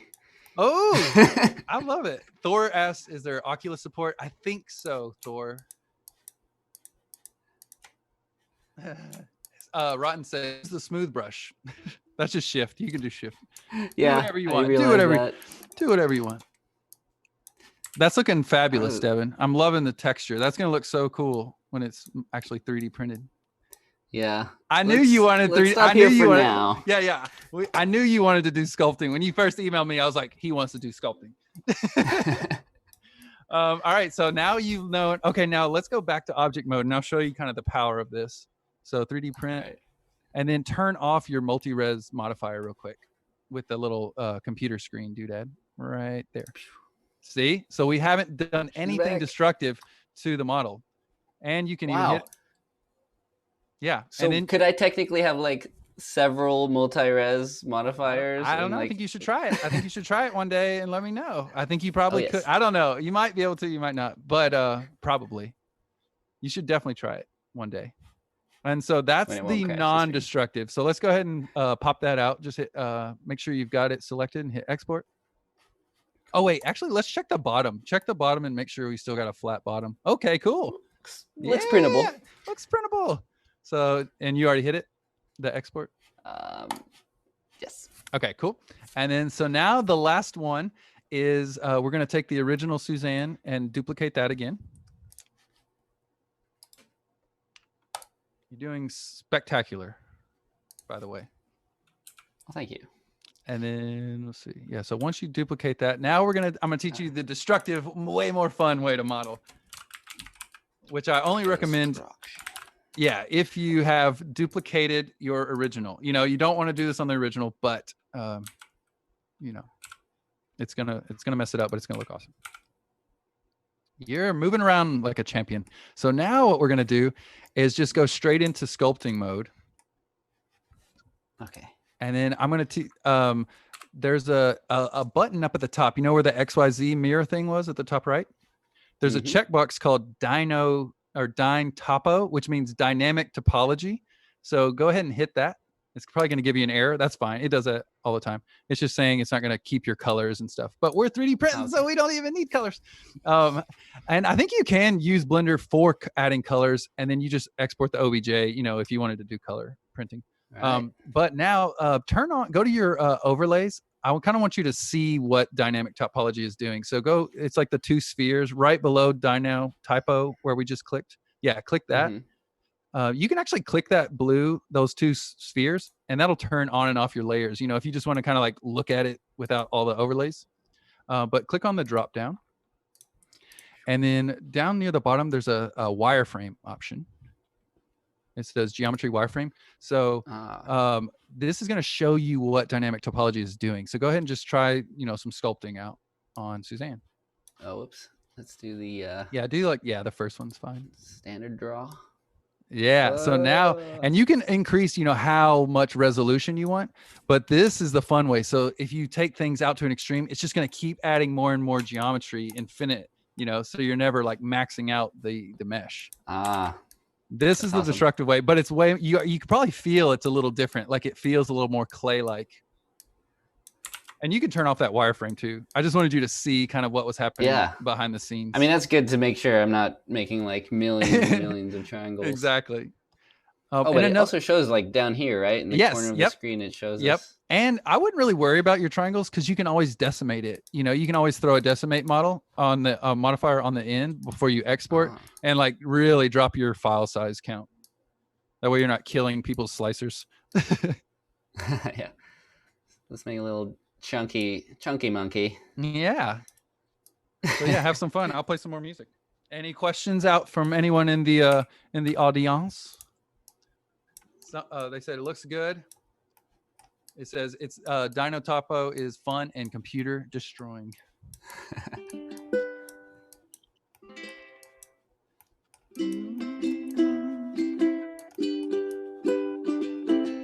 All I want is my monkeys to have big brains. I'm just trying to help them evolve. Yeah, help them out.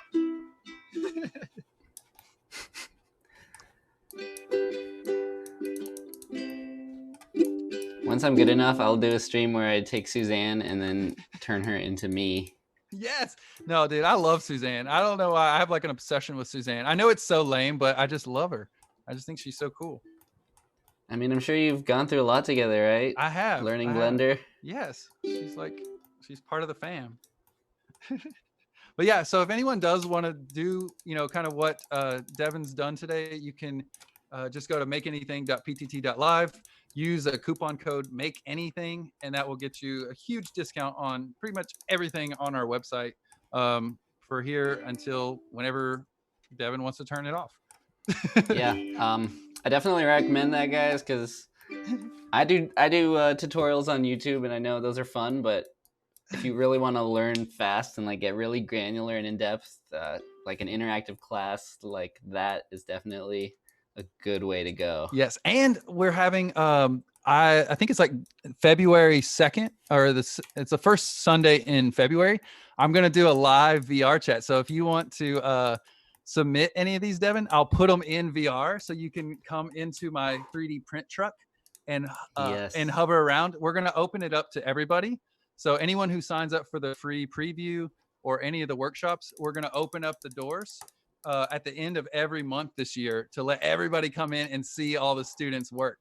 So I think I'm gonna have to try to join this next one then. Yeah, dude, you can come in. So if you want to, you can do it on your phone or on your computer. You don't have to have a VR headset. You can just literally click a button, type in your name, and then you're in virtual reality looking at stuff. It's pretty crazy. That's awesome. All right. All right, export it. Export him. Well, we got to make sure the bottom. I got to cut the bottom off. I think and the reason you're not seeing it is because you're in sculpt mode. So once you flip back over to, it should pop it back off. Yeah. Yep. Oh, and this one's super printable now. Yeah. And then there you go. So that's all I really have for you, Devin. I just wanted to kind of throw like some crazy effects your way and kind of teach you the backbone and the basics. I feel like I've taken huge strides already. That's so cool. I'm proud of you. And I'm going to can't wait to start throwing that into my projects ASAP. Yeah, just throw it in your pipeline and, do some sculpting, some doodling. And I'm excited to see what you create. Yes. Oh, and there's Blender 52. If you really want to challenge yourself, they're doing it every week. They give you a different design prompt, and it's open to the whole globe. So you can use any software you want. It doesn't have to be Blender, but it's just like an idea generator that, if you do want to take the challenge, you can do. I'll send it to you, the Blender 52. And if you want to, do a little it's like one of those draw something every day or exactly. Every week Yeah, things. but it's once a week. Challenge. I did sculpt January last year, and it's like literally one a day, and that's pretty intense. But I feel like one a week is like not as crazy. Yeah. So any new projects coming up for you, Devin, that you can talk about? Gosh, I've got a lot of things, and I need to decide how to order them and how to get them done. Right. I'm looking forward actually to revisiting some of my earliest projects, because there's some things that I designed like 3 or 4 years ago for this channel, and I'm so much better at everything by now. So that's the goal. I definitely want to. I've been working on new puzzles. So I've got my my Astrolabicon puzzle. I have a new version of that coming out real soon, as well as some totally different puzzles that use the same kind of mechanism. That's beautiful. And I'm thinking I might do some kind of challenge where we can sculpt on the puzzle, or just any areas challenge that you can mess with it, and maybe we could bring that into Blender. And dude, I'll do a challenge. Just let me know, or just I'll see it pop up on the YouTubes. And then someone suggested taking my Galactops, those air powered tops, and making it into a zoetrope. Yes, so you can point a strobe light at it. Yes, I know exactly what you're talking about. I've been looking at that for years, dude. Yes. Yeah, there's already some people who have done really cool versions. I know. We're probably talking about the same one. Yeah, the cube one. Yeah, it's amazing. I actually saw the physical models at Autodesk because they got a few of them over there. Dang, that's so cool. Yeah, dude, zoetropes are where it's at. You could probably use Blender animations to cycle the whatever motion you want, and then just export the frames. You've started an addiction here. Let's go. Well, cool. Well, that's all I got for you, Devin. Any it sounds like you're enjoying it. I am. I can't wait to just keep messing around with it, but I think for the next 15 minutes or so, maybe we could chat with the chat. Yeah, totally. Sorry, guys. We dove in. It happens to me every time. Yeah. So what on your other live streams, what are you mainly doing? Are you designing? The last live stream I did, I redesigned one of my little synthesizers so that I could create cases and add-ons for it. That's actually another video I still have to put out. I've created a few little accessories for my OP1. Get on it, Devin. What are you waiting for? Why are you over here? I know. No, I'm just kidding. Well, I was busy with those numbers for a long time. Everyone knows that. Yeah, of course. Dude, what did you want to be when you were a little kid? Just side rail here. What was like your first, like, I I want to be this when I grow up? I wanted to be okay. Well, I don't know the exact order because the funny one was that I was obsessed with the garbage collector. Like every time the street sweeper or the garbage man would drive by, I would run up to the window and peek through the blinds because like driving that huge truck, like driving a giant robot, that Right. was the coolest thing in the world. Is that what you wanted to be? It was, but Yes, things have you want to be a changed. dumpster man. Yeah, they Oh definitely yeah. have changed, but that's where it started. But also just like straight up inventor. I wanted to be an inventor. And I don't even know if that's an actual job title anymore, It but is it's now. kind of what I'm doing. Dude, you're So it's totally an really cool. inventor. I feel like most of the jobs aren't even existing. You know, the jobs that are going to be in the future, like we're going to create them and make them up. So, you know, you're a 3D print designer inventor. Yeah. And so am I. Yeah. A journey of figuring out what I was going to do with my life. I've always been like in the arts. My mom was a kindergarten teacher, so she cool. really encouraged creativity. That's beautiful. My dad studied engineering in college. So it's in the blood. It's in the blood. It's in the blood. I was out of high school. I think in 9th grade, that's when I found out that product design was even a thing. I didn't even consider the fact that every object in the world has to be designed by someone. And what a superpower, right? It's crazy. That's what I wanted to get. I'm like, this is crazy. Like, do you not look at objects differently now? Like when you're looking at things, you're like, oh, that's just this and this and this. It's crazy. So that's what I want for everybody else too, because it's amazing. You know, tell the people. I mean, you said it. And then like that plus 3D printing, then you can literally make just about anything. Because a few decades ago, you had to work within the constraints of like, what can this giant metal machine build? Right. But now you can just say, oh, I want to make some random shape, and it prints it out. Boom, in minutes. That's great. Or days. What did y'all, everybody in the chat, what did y'all, they said the stream is dropping. What are you seeing it on your side? It did give me a little warning that it's less healthy than before. It's coffee. Well, at least we made it through the whole lesson. Yes, with technical difficulties. If the quality isn't so good right now. Yeah, I want to ask anybody who's still in the chat, what did y'all want to be when y'all were little kids? Let's go deep. Well, while they're answering, how about yourself? Oh, me. I wanted to be, my first like dream job, I wanted to be a Disney animator. Like that was my dream. I wanted to like draw. I would just like draw Bugs Bunny and Tasmanian Devil. Like that was it. I just wanted to draw. And then I found out that I could do movies when I was a little bit older, and it was like magic because I loved magic and I loved origami, but movies was like, you know, just it. So I went really full-fledged into that, and then now it's all coming back around to like creating, but everything's kind of mushing together now. It's like, yeah, those are all related. And actually, that reminds me, like I definitely had a like phase where I was doing a lot of stop motion animations with, isn't it amazing? Random software that came free with Windows 98 or whatever. And yeah, I was into Flash animation for a while. I had like a Newgrounds account. Me too. You're a great filmmaker too. Did you have any classes on that, or did you just do it? No specific classes. Yeah, that's just another one of my hobbies that I've been honing my whole life. So me and my buddy always did like little short videos.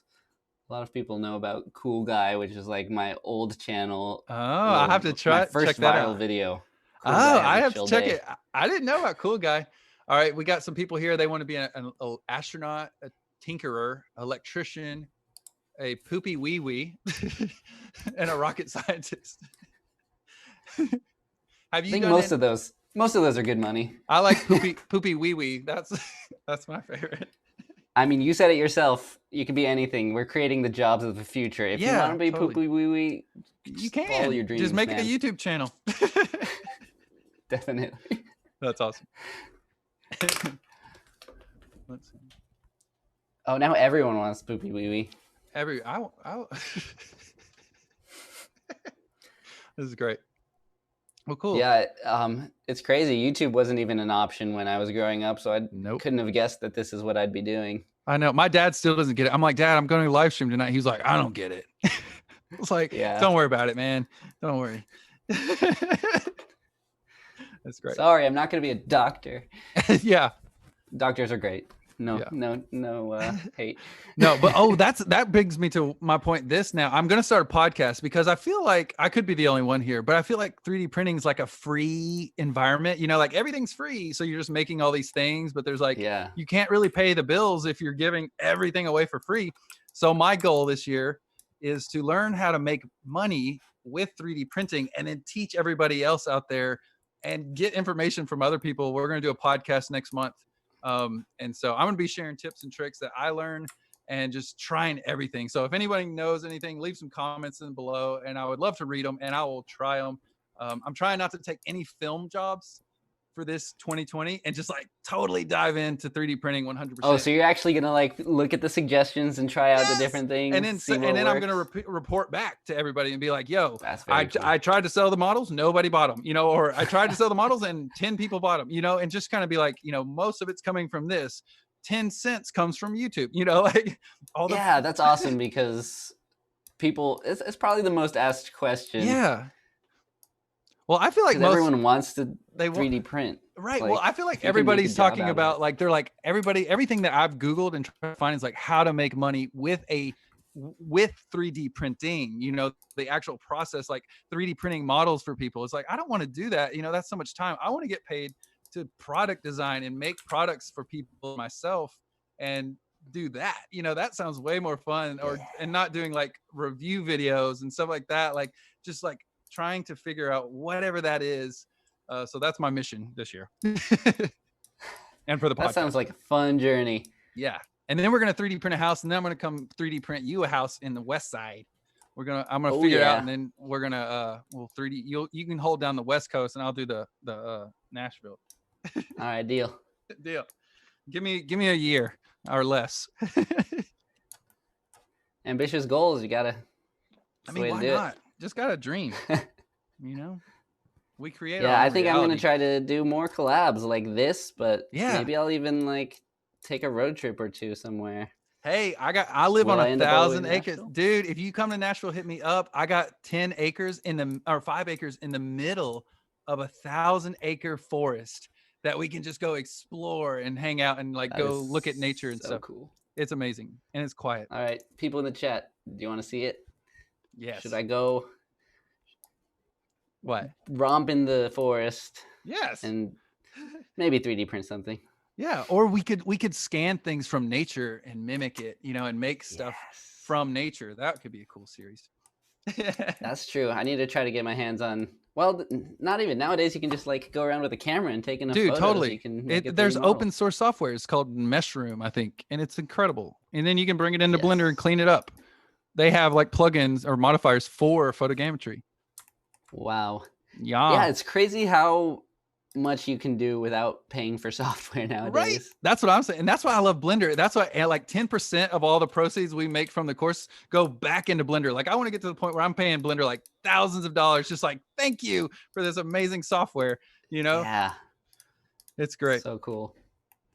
So, and that's what another wrinkly monkey. Ooh, I like, and you got, it's kind of like brains a little bit. Yeah. So what do you think of that type of sculpting? I mean, I think I need to increase the detail on my dino. Yeah, and I should show you how to do that. Sorry, go back to sculpting. And we're not done. I didn't want to like bog down your computer. Oh, it's because Dino Topo's not on. Check that box. I thought I turned it on. I think you did, but I think maybe when you flip back. Okay, now try it. Well, I think it's no. You had it. So go to the Dino Topo. Do I want this to be smaller or larger? That doesn't matter. What you got to do is increase the like resolution. So go to Dino Topo drop down up at the top. Keep going up. Yes. Yeah, that one. And see how it says 5.9. Do like 12 pixels. See if that does it. I can't remember which way is which, but try that and it should make more. Okay, maybe it's the other way. Yeah. All right. No. Try on Dino Topo.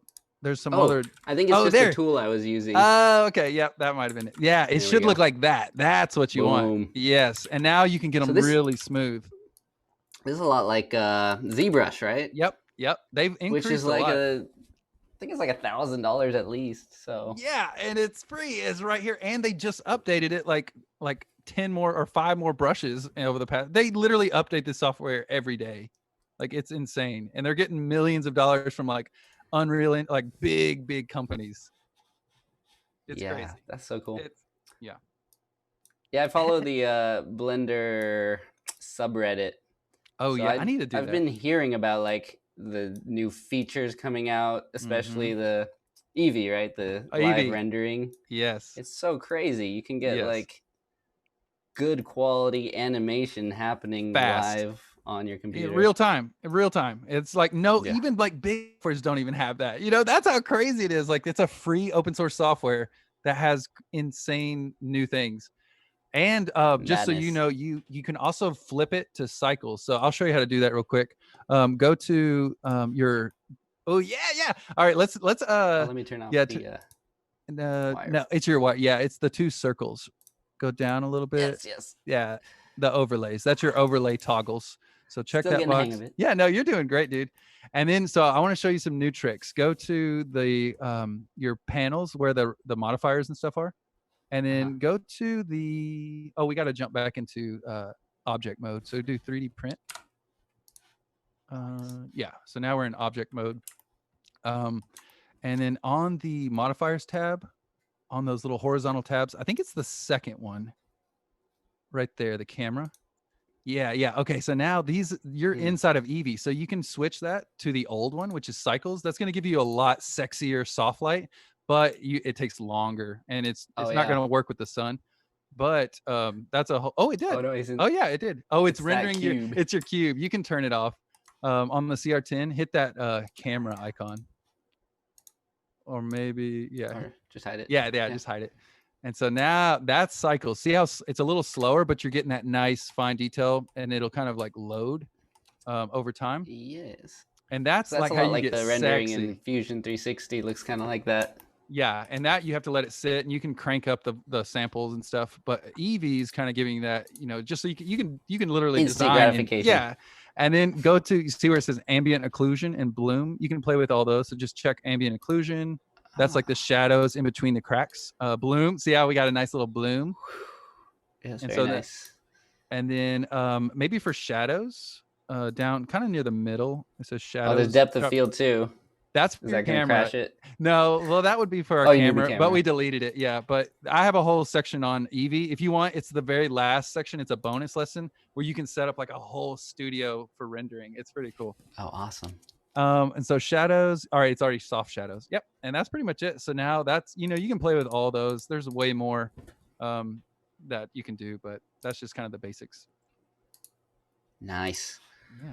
Okay, well, we got 3 minutes left, so What do we do? all I can say is thank you so much for taking the time to join us. Thank you for teaching me and everyone else here on the stream. Yeah, make sure to go to makeanything.ptt.live. Yeah. Sign up for that course, or just take the free preview first if you want to see what it's like. Yeah. I think you'll like it. Yeah, definitely. Yeah, this Blender's so fun. So thank you so much for finally letting me get into it. It was one of my New Year's resolutions. Dude, thank you. I was like a dream. I was just literally telling Amber the other day. I was like, man, I want to hire Devin one day to be like a designer or like teach a fusion class or something. And then literally 3 days later, you emailed me, and I was like, oh, crazy! Like, let's do it. This is great. But yeah, awesome. Yeah, we'll talk after the stream about your little podcast. Maybe I'll. Yeah. We're gonna start it February. It'll take some time to get it set up, but thanks for everyone watching too. It was fun. Just doing this. This is what I love to do. So it was just great. Yeah, super fun and super helpful for me. So thank you everyone for joining. Yes, thank y'all. Look forward to some Blender content in the future. Hey. Yes, please. Yeah, and if you check don't mind. out. Well, yeah, come on. Plug all your social media, man. Oh, yeah. PTT.live. I'm just print that thing on everything. But send me these files. I want to put these in the VR truck this week or next weekend. Will do. All right, later, Devin. All right, thank you. Goodbye. I'm gonna later make you disappear. All right, bye. Whoops. All right, that's it. Thank you, everyone. I should have another video out next Thursday. If you want to see more live streams too, let me know. Give this live stream a like if it's the kind of thing you enjoyed. All right.